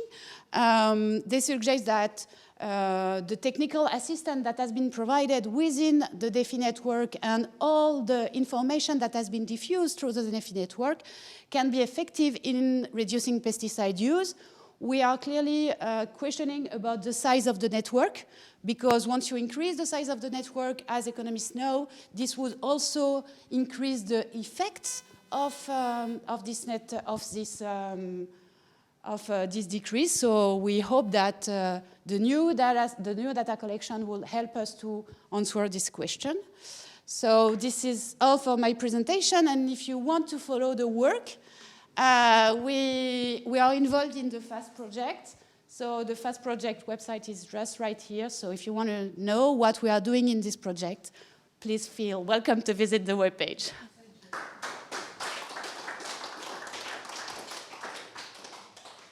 So we have two questions online. Yes, we have two questions for... Okay, we start with the audience. No, vas-y, vas-y.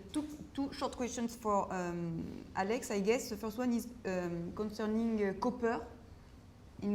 Is copper considered as chemical or biocontrol product? And if you remove copper use from your study, do you see still a big difference in the trend? So copper is not considered as a biocontrol product, but but sulfur is. Yeah. And sulfur is a really big component in the increase in the use of biocontrol product.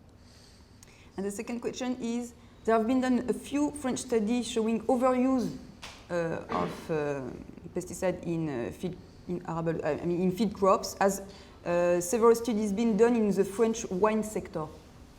Same than Lechner for the... Can we find the same than... Lechner one for the field. For the wine field? Potentially, but not that I am aware of. Okay. Okay. So then Christian and then Niklas. Thank you for the presentation. I have one remark and two questions. The remark is a table that is very strange when you accumulate the FTI for fungicide, herbicide, and insecticide in 2015 and in 2017. There is a huge gap, about 1 point, and I don't know what type of pesticide it could be. Is it molicide or something like this? Because one something is a lot. But it's just a remark. My two questions were that the total is 3.5 something, and there you have 4.5. So there could be other chemicals, but it should be nice to see what they are. I didn't mention all the régulateurs de croissance and all that stuff. Yeah. It is interesting to see that this gap is increasing over time, and we should have a look to that and see what they are. But this was just a remark. The two questions are, you are saying that the fact that we are reducing the dose in DEFI farm is a good news. Yes. To my mind, is bad news. The reason is that when you reduce the doses, so you increase the number of spray, or you keep the same number of spray, but you reduce the dose, is the best way to maximize the raising of resistance to molecule. So in fact, it is a victory on the short term. We are losing the battle on the long term. This is clearly what appeared on herbicide over the last 20 years. So I think that we should go one step further to analyze what is behind this. And in 2017, there is a very strange data on sugar beet, because there are up to 13 spray for herbicide, which is a nonsense. You should spray twice a week. So I don't know where it comes from, but I've seen this in the data. So this was the first question. The second one, I agree with you that the farms are really doing something, but they get a support by half part-time for support for 10 to 12 farms. So you cannot do this for all the French farms. So what would you learn regarding the advisory system from this story? What are the lessons for them? What is the future for the chambers of agriculture? What should they do for the cooperatives? And more generally, shouldn't we, in the future, instead of focusing on the farm, focus on the advisory system and their change? Because you clearly show that it's an advisory point. But we focus not on the advisory system, we focus on those who are benefiting from it. So what are your remarks on that and your suggestions? This is a very huge research point that you underline. Thank you for all these comments. Regarding to the, I will move backward, but regarding to the advisory point and the Chambre of Agriculture, this can we be a way of having some new policy design and new policy design because it is clearly closer from the agricultural practices and agricultural systems. So clearly this is a really interesting insight. And when you look at the data and all the production made by the DEFI network, something is clearly not easy to use for researchers because there is about 40 networks with all the information on the Ecophytopic platform. And the main issue is related to the fact that if you want to analyze what are the trajectories and the documents that have been provided and all the agricultural systems that has been made in order to reduce treatment frequency index, clearly it questions about the possibility of implementing this trajectory to everyone, because this is clearly something really specific due to soil, due to climate condition, due to all the diversification of the former 10 years. And clearly it sets a lot of questions, and I don't have any answer on that. I find the initiative clearly really interesting, and I think that this is a change in the paradigm because clearly there is action, clearly there is a way of finding solution in order to reduce pesticide use. The effects are small, but they exist, and maybe this is a small pass in order to change and reduce pesticide use, I don't know. We will check on the change because some of the we will check on the change on all the stat, but clearly I found that it was encouraging to have the decrease of dose in order to explain the decrease and the efficiency of the DEFI network. It could increase the resistance clearly. I don't know if we are able to, and I'm not sure that we are able to answer these points with this kind of analysis. No, but it would be interesting to discuss that. Yeah, clearly. Thank you very much. Yeah. And to add on that, I cannot say for field crops, but for finance, you have DEFI reports that say, why did you reduce your herbicides or fungicides, for instance? And for herbicides, for 80% of the time, we pass to mechanical weeding. So that's, and it's fine. For fungus, it's they used the tools that were created by Ecophyto most of the time, like the Bulletin de Santé Végétale, and also the Optidose, some like to help them to put the right doses. Other questions, Niklas? Before you move I'm on cutting the my own time. Yeah, exactly. You have to balance. No, it's good. I wanted to thank you for the presentation and say I think that's a very interesting case, and I would, of course, like to follow up on your work. And so I wanted to your reflection on the limits of the methodology. Of course, I understand that you have to somehow evaluate, but I think maybe it's also important to mention maybe, for example, farming behavior is something that we heard a lot about, but I didn't see, for example, in your matching strategy, and maybe it's not possible, but you said, for example, it's voluntary, the people go into this program voluntarily. So I assume there's also a certain attitude to pesticide use behind that. And of course, matching this is way harder than matching age and education. And what could be a potential downward, upward bias in results? I see the practical difficulties, but still, yeah, thanks. Yeah, so thank you. That's a really wide remark that I mentioned. So how did it happen, the building of this DEFI network? So you had some engineer, for most of the time, you have some engineer that from an institution, the Chambre d'Agriculture, that was trying to build a group and ask funding, because it's like your wage is funded for half of the time to take care of 10 farmers. So then these engineers, they had some voluntary farmers, but they also picked some farmers, 10 in their area. And you had only, so not everyone was asked to participate, and it was not totally voluntarily for some. And so that's a limit to evaluate programs, like you are evaluating agro-environmental schemes, like you are evaluating this program. And as I said, why I think it is still relevant to go in that way is because you have 70,000 wine growers in France and only 200 that entered. So that's a ratio where you can find some credible twins, even if you have to look at the result for what they are, of course. Okay, thank you. So, thanks again. So thanks a lot for the invitation to present my work today, or our work, I have to say. My name is Niklas Möhring. Most of you I've already talked to, but maybe introducing myself to the audience also online. I hope that there's some audience. So I'm a fellow of the Swiss National Science Foundation, currently working at the AgriPop group at the CBC CNRS in Chizé, France.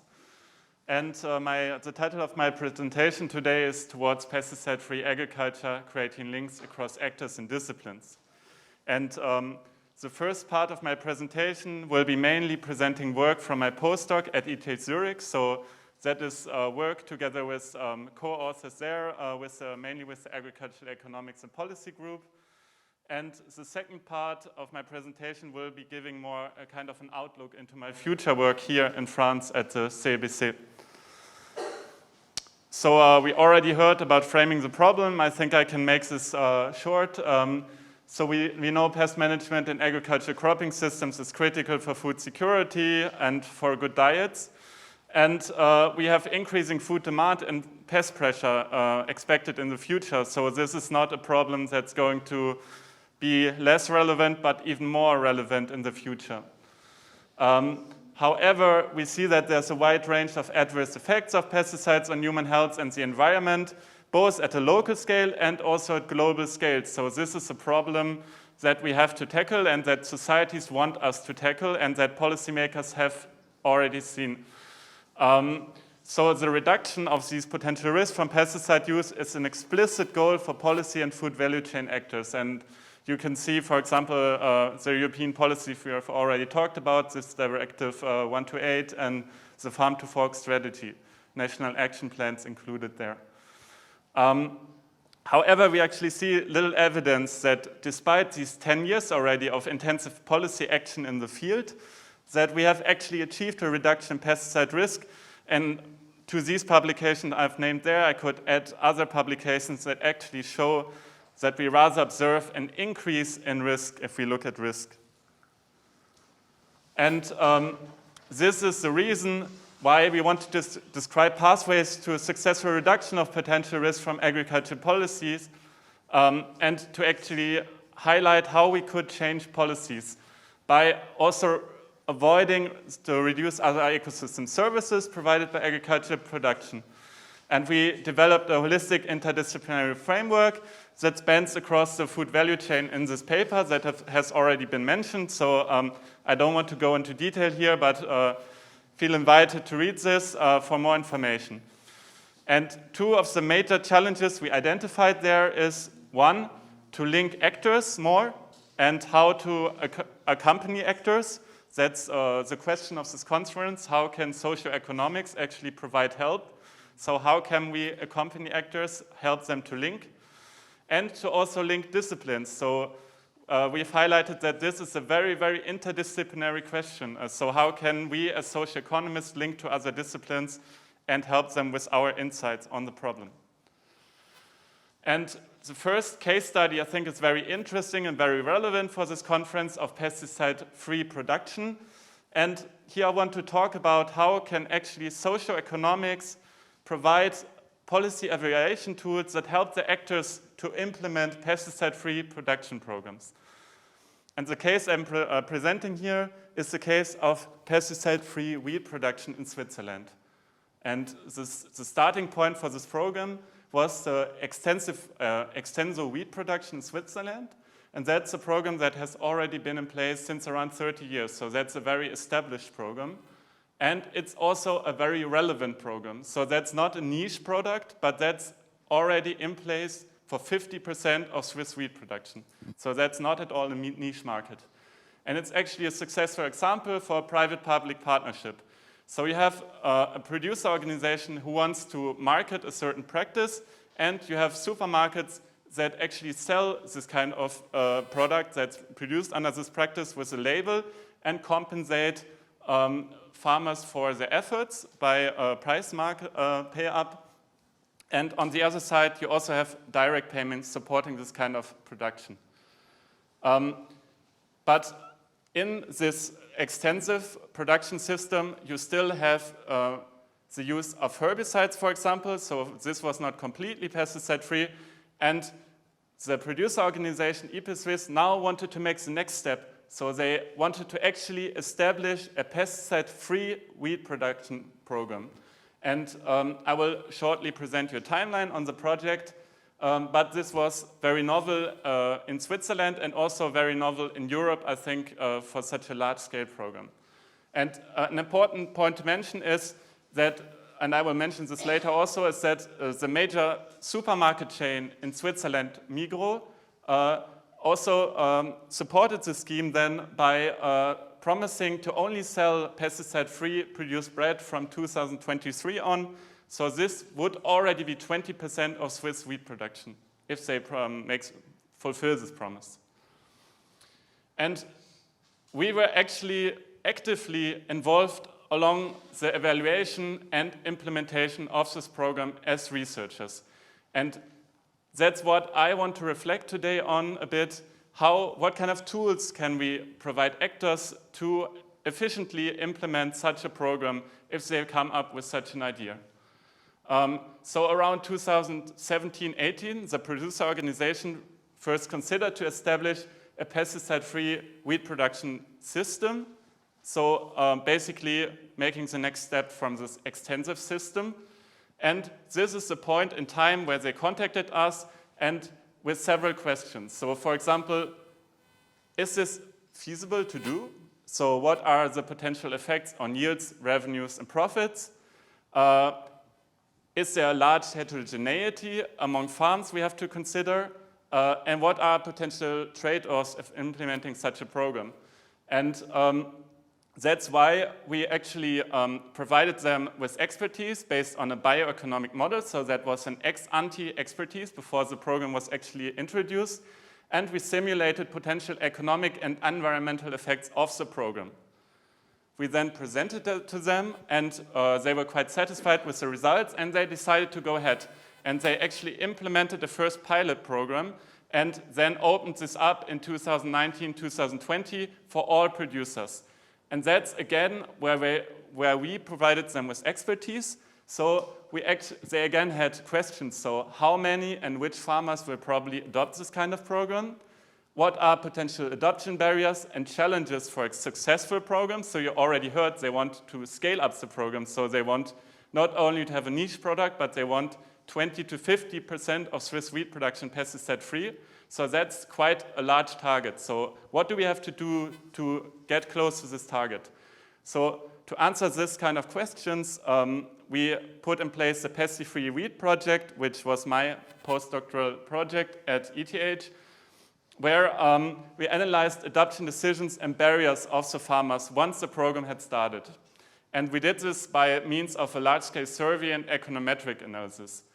And then once basically this program was put in place, I already said Migros also announced this partnership, which was really important for the program because it also gave kind of more confidence to already know, okay, in 2 to 3 years we have to be at 20% of Swiss wheat production pesticide-free.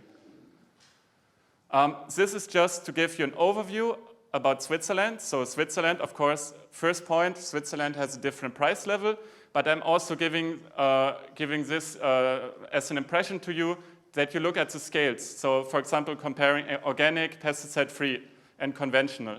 And then you can translate that in your head maybe to the European system, but you see the price level is totally different. But I also wanted to mention the trade-offs here. So on the one hand side, we have conventional production. So that means high yields, but also very high input use. On the other side, we have organic production, which means the lowest yield of the existing systems, but also the lowest input use compared to the other systems.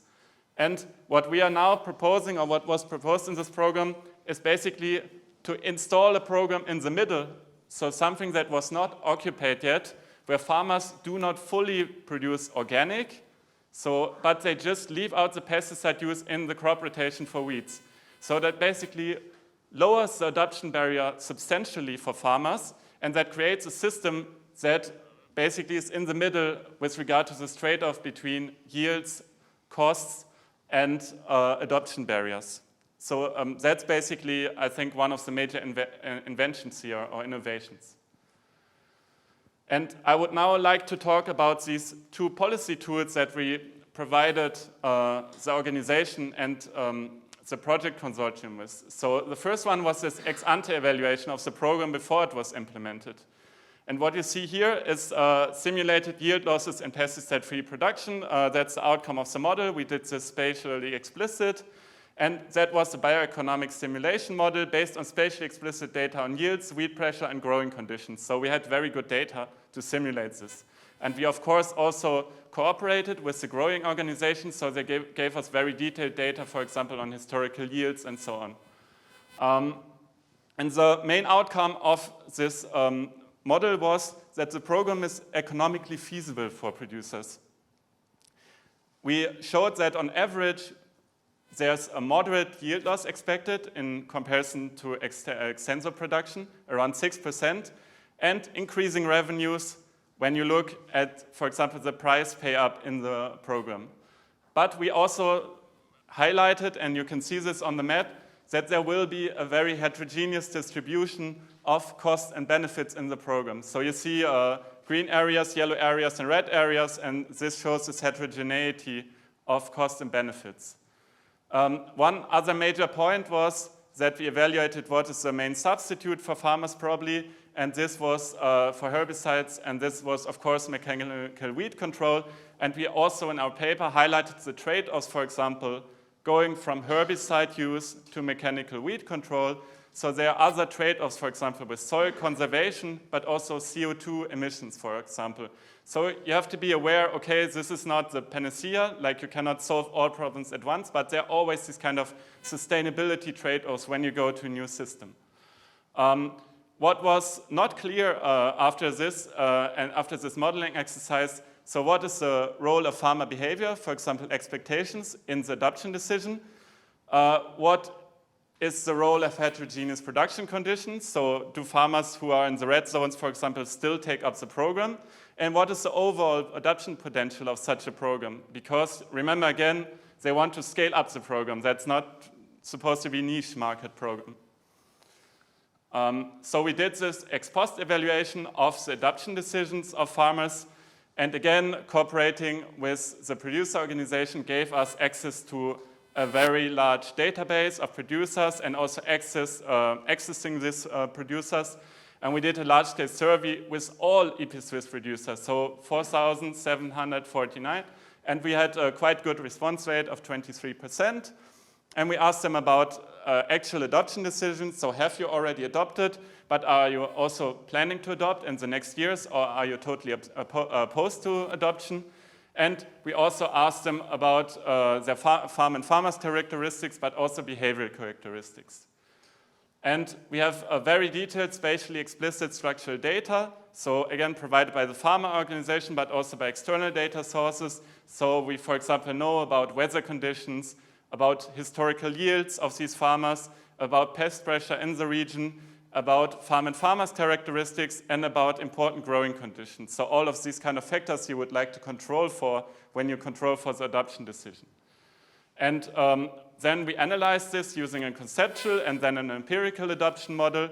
And first of all, maybe one of the most important results for the producer organization, the adoption potential we found is 58%. So only 1 year after the introduction of the pilot, already around 60% of producers said, I can imagine to go into this program. So that's very positive for the organization.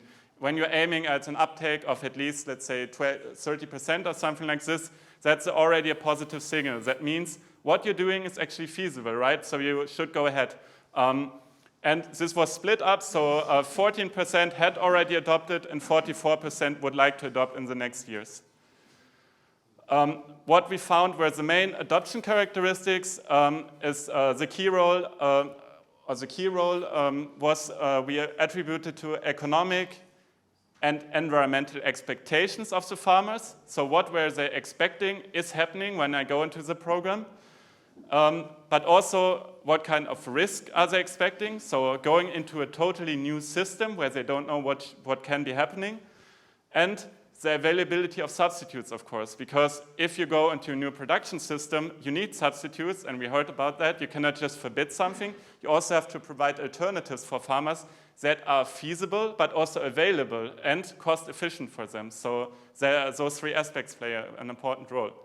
And in another paper, we also analyzed the important role of spatial information spillover. So that means, for example, if you already have neighbors that are adopting, you are more likely to adopt. And that's quite an important rate, of course.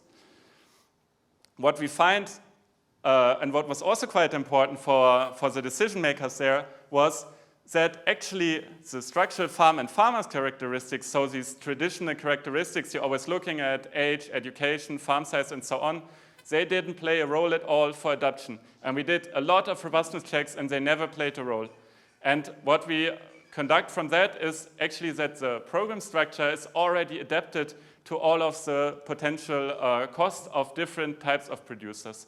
So that's again a positive signal for the producer organization because it tells them even very heterogeneous producers are able to go into this program. So the question is, of course, can this be translated to other crops? And I cannot give you a definite answer here, but I think this should be also looked at other crops, other countries, and I think there's a big potential of implementing actually a system which is in between high output, high input, conventional, low output, low input, organic, and something in between which has a lower adoption barrier could actually significantly reduce pesticide use and actually help us to fulfill these goals of 50% reduction. So I want to conclude on this case study and also on the evaluation tools to support actors. So we see that there's an important role of ex ante and ex post evaluation tools in actually supporting actors to make decisions and to make good decisions along the development of such a program. So we can, for example, help them to evaluate potential impacts and trade-offs in such production systems. We can help them to estimate adoption potential and see if those kind of programs are feasible before they are implemented, and just after they're implemented, help them to actually re-evaluate their programs and also show them adoption barriers and implications for the design of their programs. And what is the real challenge is, of course, how can we provide them this kind of information and tools in a timely manner? So these kind of projects, they are developed in 2-3 years. How can we give them the information they need to build a good program in a short time and in a timely manner? And how should we combine this kind of evaluation tools? We also heard about other tools, RCTs, for example, in an effective and efficient way so it works for the practitioner also. Then I would also like to conclude on this case study, which is the large-scale establishment of a pesticide-free wheat production program in Switzerland. And the main conclusion is it seems to be possible. So we find that there are moderate expected yield losses, which can be compensated by price premium and direct payments. And we find a high adoption potential across farm types. And what we really want to highlight there is this link actually across actors. So we think it's not possible without this link between producer organizations, which actually talk to farmers, between the farmers themselves, which have to change behavior, and between the retailer who then markets the program, because to have a very durable change, you need to create channels for the farmers to change their behavior. So you cannot just tell them, this is banned now, you cannot use this anymore, but you have to show them, okay, this is a potential pathway for you to go. And I also would like to say we've seen that there's a very high potential to reduce pesticide use and potential pesticide load, and to actually come close to those reduction goals that we all envision and that are in the policies. But what you always have to mention is that there are trade-offs in sustainability goals. So reducing pesticide use doesn't come for free. So for example, using mechanical weed control has implications for soil erosion, for CO2 emissions, and so on. So we cannot forget this, and there's not the gold standard solution to go for. And what was one key message here, and that was already, I think, mentioned by others also, is that we need to support farmers on this way. So we need to provide them with knowledge. Sometimes those are even practices that have been forgotten since a long time, that have been used previously. We heard that in your presentation. And we have to provide them with affordable substitutes and accessible substitutes. One of the key findings was that there's a key role of farmers' expectations and perceptions when you actually implement a new kind of program and when you want to change the kind of production system. So farmers don't know what is coming. And what we find is that those are both economic and environmental expectations. So farmers are way more motivated if they know for sure there's an environmental impact of changing the system. And that's what we find, for example. And that's why I shortly want to touch up on the second part. So how can we better understand actually the farmer's decision-making at the interface of those complex and interlinked socioeconomics and ecosystems? And this is the second part of my presentation, where I want to advocate linking disciplines and to better understand farmers' pest management decisions. So we know that the decisions of the farmers are actually made in a very complex system. So it is a socioeconomic system that is embedded in an ecosystem. So those are production situations that you don't have in other kind of industries, or rarely have in other kind of industries. You don't have this, for example, if you just put up a factory and produce some output. And these kind of special production conditions also create special conditions and special, we should consider that for the decision-making of the farmer. For example, they create feedbacks. So the farmer actually, for example, uses a pesticide that would affect the ecosystem, for example, would decrease pollination. And there's a feedback again then on the productivity next year or in the same year even for the farmer. So those kind of feedbacks exist, and they affect production potential and pest control. And this has been shown in a lot of studies. And that's why I think there's a central role of farmer behavior, because the farmer is the central decision maker. It's the one who actually applies the pesticides. And there's a lot of behavioral biases that have been shown that are influencing this pesticide use decision. So this is not a rational profit maximizer. For example, there's strong uncertainty in the whole system. So before you apply a pesticide, you don't know what is the future pest pressure, how beneficial insects are interacting with pests, how are the environmental and growing conditions in the future. You all don't know this normally when you're applying a pesticide. There's a big role of information, risk perceptions and preferences of farmers, but also their objectives and habits. And I've cited some of the literature here, but there's also more to cite. I think what we have to keep in mind is, or what the big challenge is the heterogeneity of agroecosystems. So you can hardly compare, for example, a production system where you have the Grand Culture, as you say in France, and wine growing. That's a totally different agroecosystem. But there's at the same time also a great heterogeneity in farmer behavior and preferences. And we have to keep that in mind when we design tools, that not all farmers behave in the same way. So we have to provide tools which actually adapted to the different kinds of behavior. And I think what's important to understand these linkages and feedbacks is interdisciplinary research that links an understanding of complex social ecosystems and farmer behavior. And this is what I am planning to do in the 2 scholarships projects that I've already mentioned. Being a fellow of the Swiss National Science Foundation and then a Marie Curie Fellowship at the Agri-Pop group at CBC CNRS. And there we are planning to combine concepts and approaches from economics and ecology to improve our understanding of farmers' decision at the interface of those systems.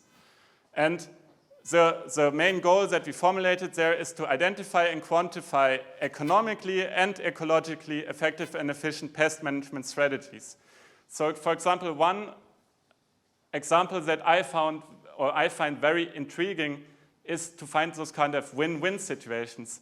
So what are the kind of situations where you can actually decrease costs or increase revenues for farmers and at the same time have environmental benefits? And I think those are the kind of situations which we have to exploit at the very first before we go to other measures. But you first have to identify them. And one example is, for example, the timing of applications, where you can sometimes decrease applications by 20 or 30% and at the same time increase farmers' revenues and decrease application costs. So those are actually those kind of situations where no farmer is opposed, but you have to show them and you have to find the barriers, why are they not in place. And for example, this kind of example, we've shown that there's a critical role, again, of risk, why farmers don't do this, and of information that is provided to farmers. And just to shortly present you where the work will be located, so this will be in the Zone Atelier, Plaine and Val de Sèvres, which is managed by our group. And this, our group follows an inter- and transdisciplinary research approach. That means that we are ecologists, economists, social scientists working together, but we are also co-creating with the farmers that are located in the Zone Atelier. And this is actually quite a large agricultural area, covering around 50,000 hectares and 430 farms. And the big advantage of locating the project in this group is, of course, profiting from the knowledge of others, some from ecologists, where I am not an expert, of course, but also that data has been monitored on a long term in this Zone Atelier. So there's long-term monitoring of biodiversity, ecological functions, soil and farming practice, but also farming practices of farmers in place. And that allows us actually, for example, to analyze those trade-offs between ecologically efficient and economically efficient decisions. With this, I would like to thank you for your attention, and I would be happy to stay connected if you're interested in the type of research. Thanks a lot.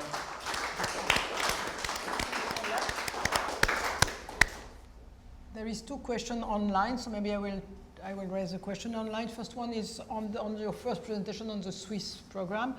Do you have an idea of what would be the cost for scaling up the program to the whole country? So that's not a theoretical question because it's already in place. So it's already available to the whole country. And this is a market approach. So it's not something that you oblige farmers to do. So it's rather a question of how can we motivate more farmers to participate. So theoretically, every farmer in Switzerland could already be part of the program. And they, as I said, they have very ambitious goals. So in the next 3 years, they're trying to scale this up to 20–30% of Swiss wheat production already. So I think they are around 10% right now, or something like this. Yeah. Okay, that's an important precision. And then we have another question about has you also been looking at if time of engagement is a limited factor in engaging farmers? And she refers to a study that has been doing on that in Denmark, I don't know, from Anders Brandt Petersen. I don't know if you are aware of this study. Okay, but the question is, have you been looking on this variable, and do you think it's an important What is the exact definition of time of engagement? Because I could imagine several possibilities there. I don't know. The contract, I guess. Okay, that's very easy in this case. So you can actually go into the program every year, and you can also even leave the program during the season. So that's very flexible. That's why I think that's such an interesting kind of program, because it has a very low adoption barrier for farmers. And on top of the direct effect that you don't use pesticides, I think there's also an additional effect of actually sharing knowledge and bringing these kind of practices into reality again. Because you can imagine if, I don't know, 50% of Swiss wheat producers at one time at least in touch with pesticide-free production, that might also create spillovers for other types of pesticide use applications, for their crop rotations, but that also creates this kind of spillovers where you have more knowledge and more machinery, which is actually able to do pesticide-free production. Okay. Thanks. Jaap, you have a question?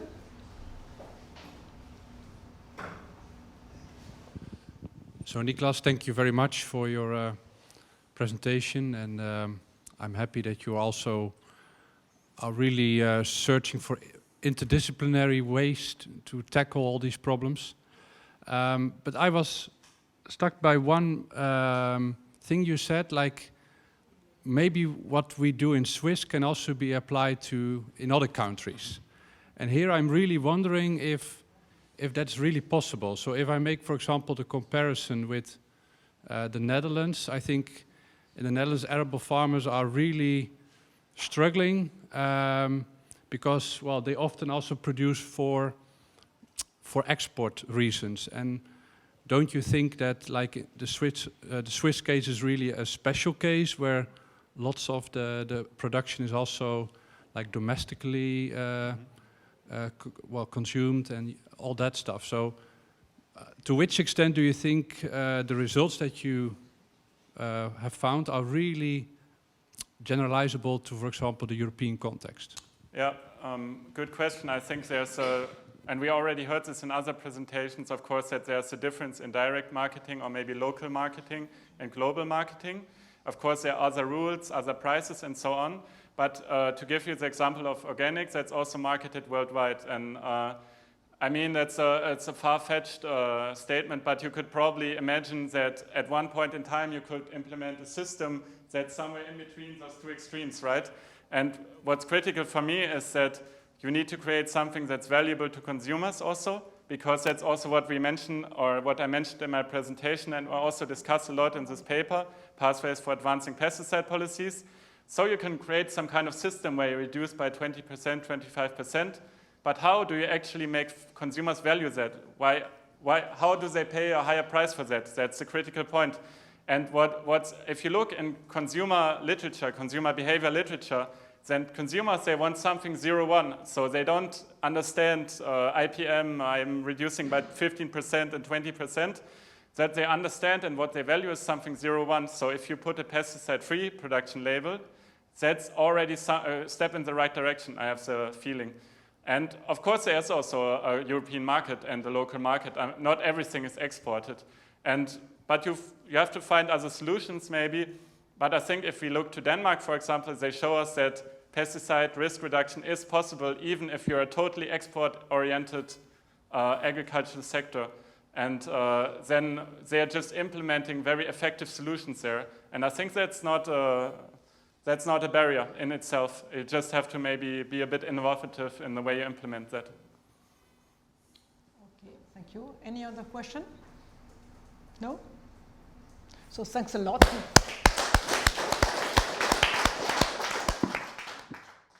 Very pleased to be here, and I would like to warmly thank Christian for inviting me to take part in this conference. I'm not used to speak in English, as a lot of French, so first of all, please excuse the mistakes I could do.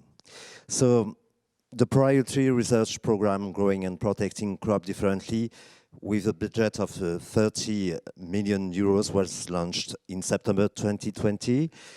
The projects are long-term projects, 6 years, and cover all the issues raised in the call for proposals. Removal of scientific barriers, understanding the microbial environment of plants and its influence on their health, monitoring the emergence of plant pathologies to implement preventive measures and early treatments, social and economic aspects for the transition to pesticide-free system. These projects are federative and bring together numerous research units from many universities and organizations in France and around the world. This is one of the first conferences scheduled to pace and lead the priority research program. One of its main objectives was to address the issue of how to implement a shift of agricultural practices in order to reduce the use of chemical pesticides. Indeed, a solution needs support and implementation in order to be relevant.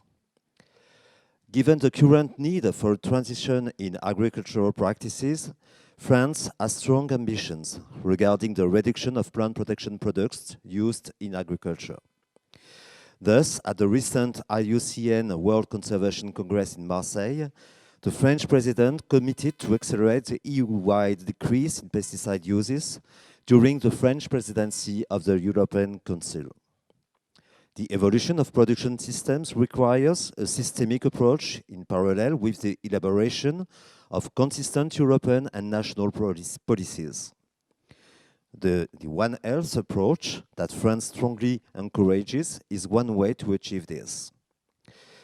France has been carrying out ambitious public policy initiatives to reduce the use of pesticides. Relevant and effective instruments have emerged, notably with epidemiological surveillance networks, training of farmers with the Certifito, training of students teaching how to produce differently, ambitious research policies, particularly the priority research program growing and protecting crop differently. The French government has also implemented an ambitious national action plan named Ecofito. Although it is a significant step towards the reduction of plant protection products consumption, we also know that it has encountered some difficulties in its application and effectiveness. This one example proves how crucial it is to take into account the contribution of social sciences for the elaboration of public policies.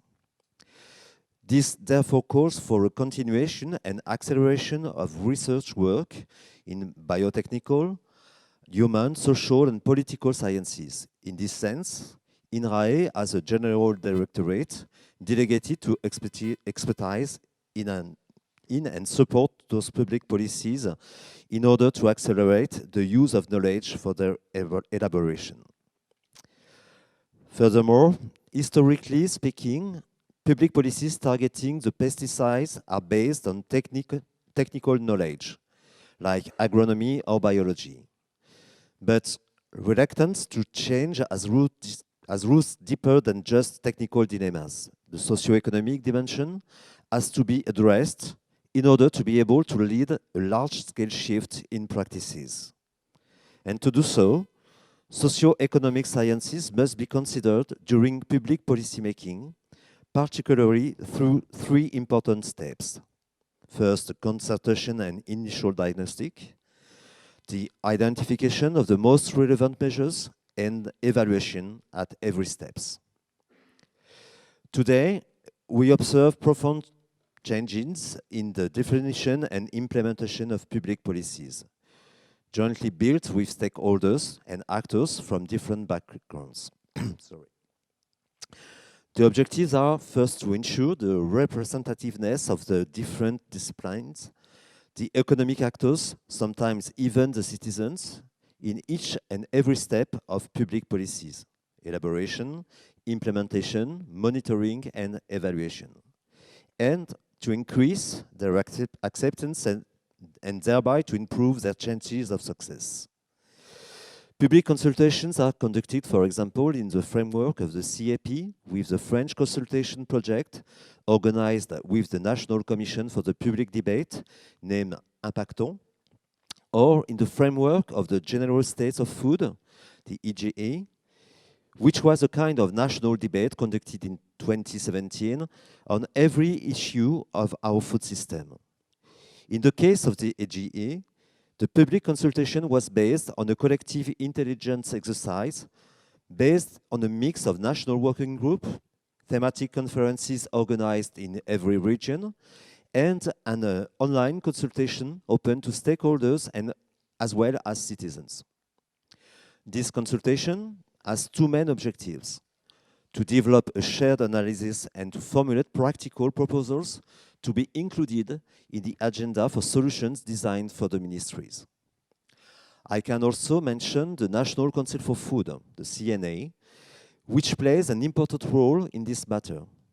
With those experiments, the voice is given to the citizens on various topics that concern them directly on food issues, always carry with mobilizing stakes. I will end the overview with quoting the recent Citizens' Convention for the Climate, which allowed the development of proposals on climate and environment in line with the expectations of the citizens. Through these examples, you may witness that we are implementing the development of public policies jointly built with different stakeholders to take into account the views of stakeholders at different stages of public policy making, from their definition to their implementation. But this implementation requires skills and techniques that we are not always familiar with. Analyzing quantitative surveys, anticipating trends among societal expectations, identifying groups with emerging issues. There are skills for which sociologists have a lot to teach us. More generally, public policies are no longer segmented, and the silo approach that prevailed is no longer appropriate to address all the issues. To build effective public policies, it is essential to have a broader view of its related issues in an holistic vision, like health, economic and climate issues, but also societal expectations. That's what we do at the Directorate General for Food, for example, for the implementation of food policies or to promote fewer uses of phytosanitary products. Agricultural policies created with the sole point of view of agronomists, while indispensable, is a practice that definitely belongs to the past. For changes in practices, the decretal approach that prevailed by setting a standard on which everyone is aligned is no longer possible today. The path of evolution involves support through incentive levers, which require good understanding and analysis of the possible barriers. Notably, the sociological and economic approaches are essential as geographers and sociologists are increasingly involved in the process to define territorial policies. As public policymakers, we absolutely need quantitative and qualitative surveys and feedback to assess. For example, how stakeholders position themselves regarding to a particular practice and how to make it evolve. Sociology helps to get to know operators, farmers, and veterinarians better. This more detailed knowledge should enable us to identify the economic, sociological, but also psychological obstacles in the evolution of behaviors. Moreover, the major issue of transfer at the very heart of the incentive policies discussed here requires, again, sociologists to better understand its mechanism and to improve its implementation. Just like in the group, the 30,000 group of the 30,000 initiative. Its objective requires the development of a network called Farm Défi, whose role is to support and animate farms that are engaged in the reduction of plant protection products use. The objective now is to disseminate the results obtained on the Défi farms and other networks, and to move from the experimental stage to a concrete large-scale application. We aim for the 3,000 farms gathered in the project to each enroll 10 other farms, hence the name Group 30,000. It is now critically important and often mandatory to monitor the impact of policies and as closely as possible for the sake of effectiveness and efficiency reporting on the management of public funds. Hence, there is a set of evaluations that punctuate the implementation of public policies with ex ante, ex post, or even in itinerary evaluations, for which we need researchers understanding of the mechanisms of appropriation of the stakes by the actors, measuring the mobilization of actors, measuring the economic efficiency of the schemes, etc.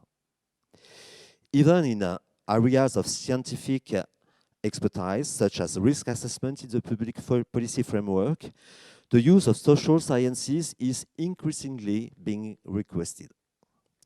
I can point out, for example, the evaluation of marketing authorization of plant protection products, or the evaluation of the risk management of food safety, for which the insight of social sciences would be of great value. The creation of a socio-economic evaluation unit by the Agency for Food, Environmental and Occupational Health and Safety, or CES, is part of a transfer of activities from the Supreme Council for Biotechnologies, which will be effective on the 1st of January. The objective, for which additional resources have been allocated, is to be able to mobilize the human and social sciences in the expertise of the agency along 3 axes. First, the scientific and socio-technical controversies that the agency must frequently fact. The conduct of or evaluation of impact assessment of management option required by the regulatory framework, and the need for more referrals to assess the impact of the measures recommended by the agency. This new unit should at least include skills in health economics, economics agronomy, and environmental economics, and integrate a plurality of approaches, qualitative and quantitative approaches, or even currents of thoughts. Its constitution is currently underway. Resorting to social sciences is essential in order to take into account the complexity of agricultural issues. This complexity refers to the various issues at stake like health, economic, social, environmental, climate, or public health issues that require us to use an holistic approach. This approach refers also to an interesting and quite new proposal called the true cost and true price of food by the Scientific Group for the Preparation of the United Nations Summit. This proposal deals with the integration of externalities into the price of agricultural commodities. In front of societal expectations and the urgent need to establish sustainable and resilient food systems, today we need economic and social sciences to better understand the different components of the price of agricultural and food products in a logic that reintegrates negative but also positive externalities. This is what true cost and true price of food is all about. And among the positive externalities, I would like to emphasize the work carried out by the government services to manage the health risk, which ensures the safety of food. This particularly benefits economic stakeholders and the food chain in general. In the service of food safety, for many years, I've been campaigning for the recognition of the concept of sanitary performance for the entire food chain. If you allow me to conclude, I will invite you, if you are interested in this topic, to look at this notion of sanitary performance in a logic of resetting the costs on the entire food chain. Thank you very much for your attention.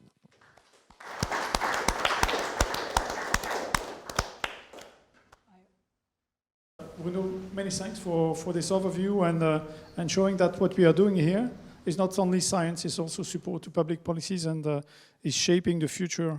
This is what you clearly demonstrate, and we can also perceive how difficult it is because it has to be, as you mentioned, holistic, and it is not always so simple because there are so strong pressures from every sides, and also you have to take into account today and tomorrow, and it's very difficult to talk for tomorrow. So I'm going to try to draw some conclusions. It's always difficult to conclude when everyone heard exactly the same story, and when most of you is waiting for the lunch, and except the colleagues from Argentina who had just finished their breakfast. So I first want to thank a few persons.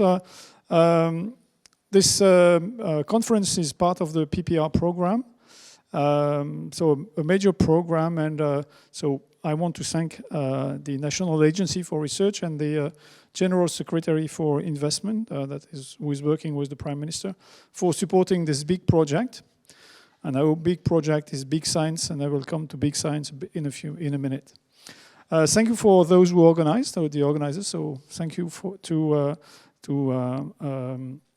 Florence, who is a PPR Scientific Director, to Julie for organizing, and she's coordinating the FAST project. It has been promoted, and now you will have to visit the website. And also to Miriam, who is the communication manager, and who also worked a lot in the ensuring all the back office, and you know, nothing is working if there is not a strong back office behind. So thank you very much to all three of you. And as this event is the first post-COVID event, we are in a hybrid situation. I don't know whether there has been a lot of heterosis. I'm geneticist by training, so whether it has been a lot of heterosis due to this hybrid situation. But thank you to the speakers, thank you to the participants. Not a very dense audience in the room, but we had the chance to have a lot of contributors from France and from abroad, from Europe, and many thanks for all of you who came here. And also we had people and contributors from abroad, from the United States yesterday, Switzerland yesterday and this morning, Sweden yesterday. And thank you to all those who are listening to us and raising questions from who are online. So just a few items who struck my mind or crossed my mind. I will just build on one sentence used by Florence yesterday when she introduced, said using a word from the EU saying we need big science for big challenges. And I'm definitely sure that we are in this PPR running big science. So what is the big challenge? You could say, okay, it's a zero pesticide, but it is not that, because it's easy to make a zero pesticide. If you produce nothing, that's just relax. The key point is producing a safe, high quality, affordable food to everyone. Kind of equity there, that is not so easy. And this has to be achieved through an efficient crop protection without chemical or harmful natural pesticides. So in fact, it's a combination that is making the story very challenging. And in fact, when we say this, we do not know what are the hypotheses regarding the stability of the food, whether the diet is going to change or not. And this, in fact, has been a kind of, we try to be very, not very clear on that because we do not know where we are heading to. And in fact, this is, to my mind, something that is very, very special. And Bruno could say, I will not do anything, and it's not what he's saying, but in fact, pesticides have their future behind them. For three reasons. The first is that the impact on the health and environment is too strong. We can't cope with that. There are an increasing number of resistance to the existing pesticide. Gould made a synthesis of that in 2016. It's just impressive to see that most of the molecules have their already resistance. And there is no new mode of action being discovered. The last mode of action is from 1994.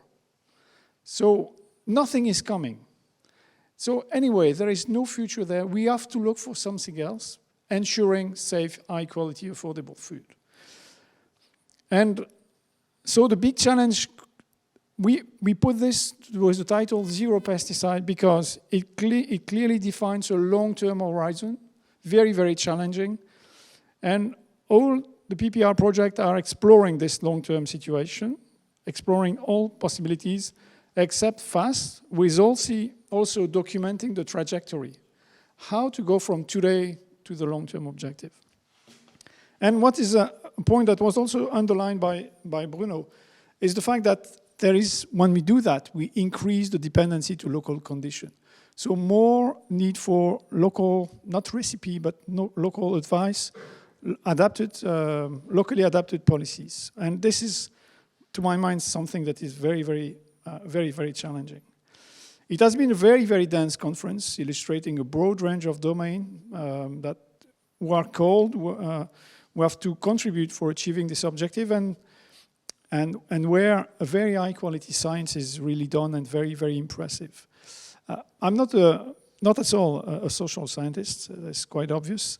And despite of that, I appreciated all the presentations. And I have the feeling that across the discussions, really a scientific community was born, and this is really one of the goals of the PPR is to have these research communities. And I look forward for a next conference to also have agronomists and biologists coming along and being challenged by what you said and contributing. I have a few features that struck me all along the presentation. The first one is the huge investment that is required on methodology. It is impressive, the huge efforts that have been done there. And that could be summarized in the word, what is a counterfactual control? And with the difficulty to measure an effect in a changing world. Everything is changing at the same time, so what is the good control? It is changing in terms of biology, it is changing in terms of sociology of the players. We have to anticipate that the physical issue is going to change, so what is going to be the impact of the climate change on that? So clearly this is it's very, very striking and very impressive. The second striking feature is the key role of data. Massive amount of data are being used.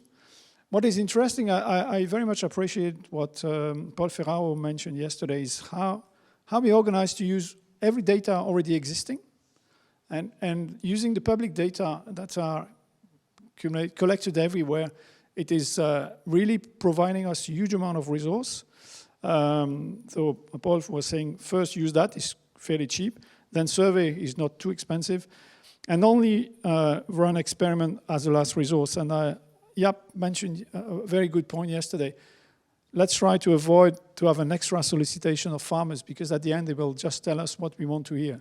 And I think this is a very good role. So very good point, and so there is a key role for data.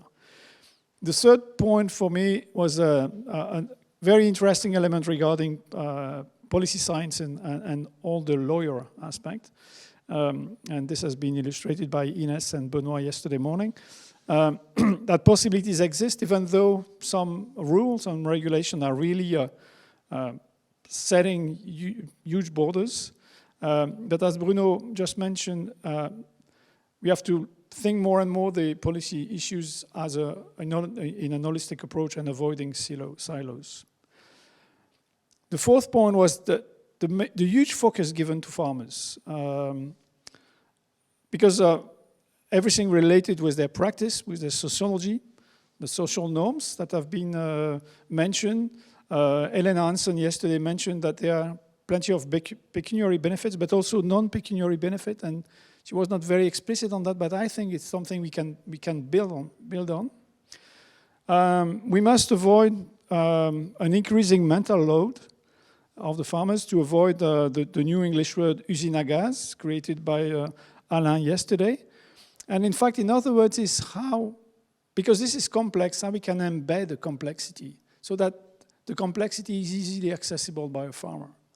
And I don't know how to do that, but I think it's something we should think about.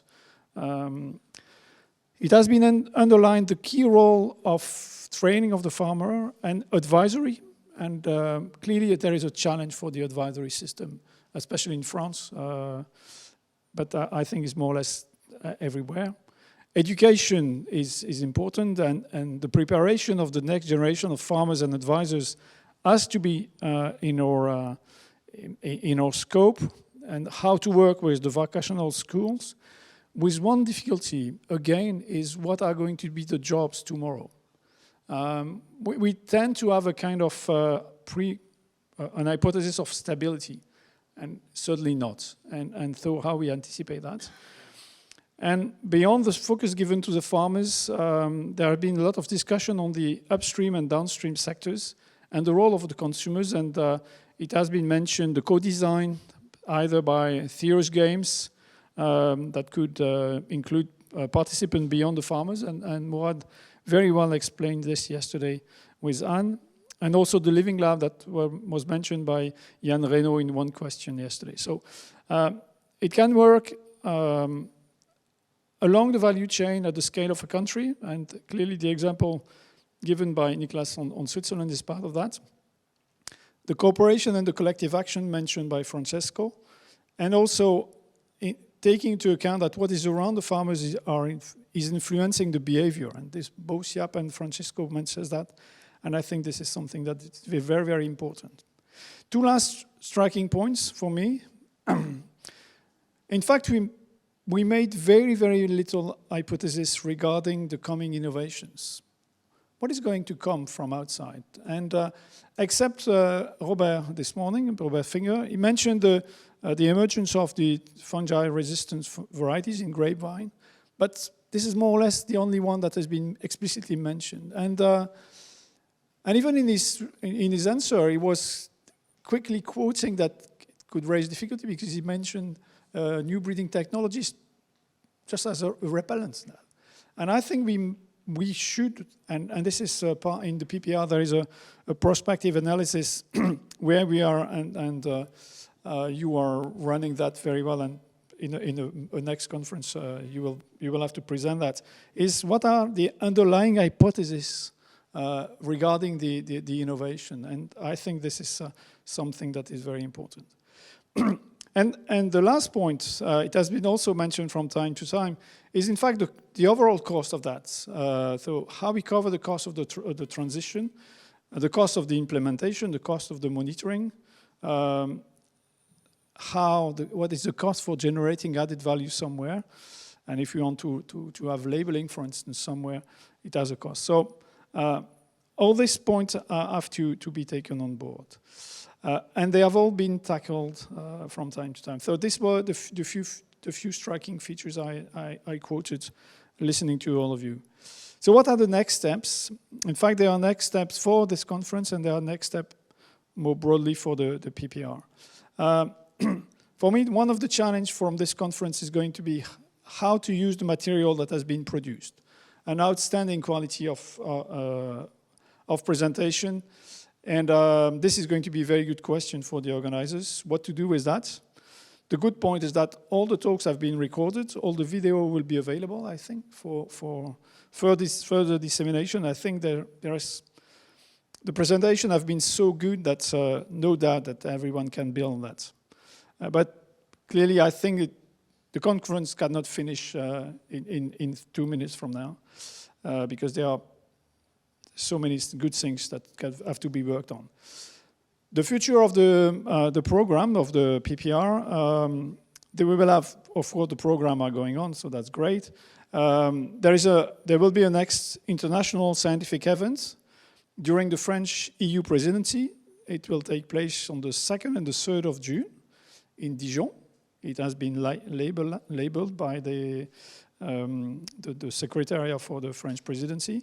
The good news is that Dijon is next door to Switzerland, so not too far from Italy, and very close to Germany. And it will be organized in connection with the European Research Alliance that we set and we signed in 2020, with the title of the alliance being toward a chemical pesticide-free agriculture, where we have today 35 members, 20 countries being present, and so we are going to work all together. Again, science have to be present for this major change. And we also, so you are all invited in Dijon.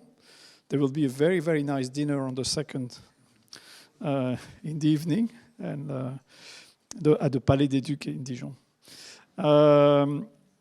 So have this on your diary. And we will have events with the farmers, because and with the farmers and the professionals. And in 2022, there will be two major moments. One is a meeting with the professionals on the grapevine production in March, is it? And probably in 3 different locations. Anyway, we are trying to be creative. and Florence and Miriam are very, very creative on that, to maximize the connection with the farmers. Because, as it has been mentioned by Adélaïde and Alexandre, we have 21 regions for production of wine, so they are all sure that they are the only true wine, alongside with the Swiss wine, that is not as good as the French wine, honestly. I'm very honest on the wine quality. So we will have that, and it's really a challenge to go to the farmers because of the dependency to local condition. And there will be an extra event in 1 year from now. Every second year, there is an international fair on machinery in Paris. So the next one is early November 2022. And there will be a cross event between the CIMA, who is organizing this major fair, and the PPR. We do not know yet what it's going to be like. It's going to be quite challenging to talk with all these people who are selling big machines, who are there for making money, and us who are just to explain that they have to change. And but this is one site where plenty of innovation are available, and it's a place where the co-design is something that is compulsory. So we'll try to make the best out of it. And again, thank you to all of you. Thank you to Bruno for coming. And it's an honor to have you here. And thank you to all of you. And I think I'm sharp on time. Or, no, I'm not too late. So thank you very much. And again, congratulations to all of you. Bye.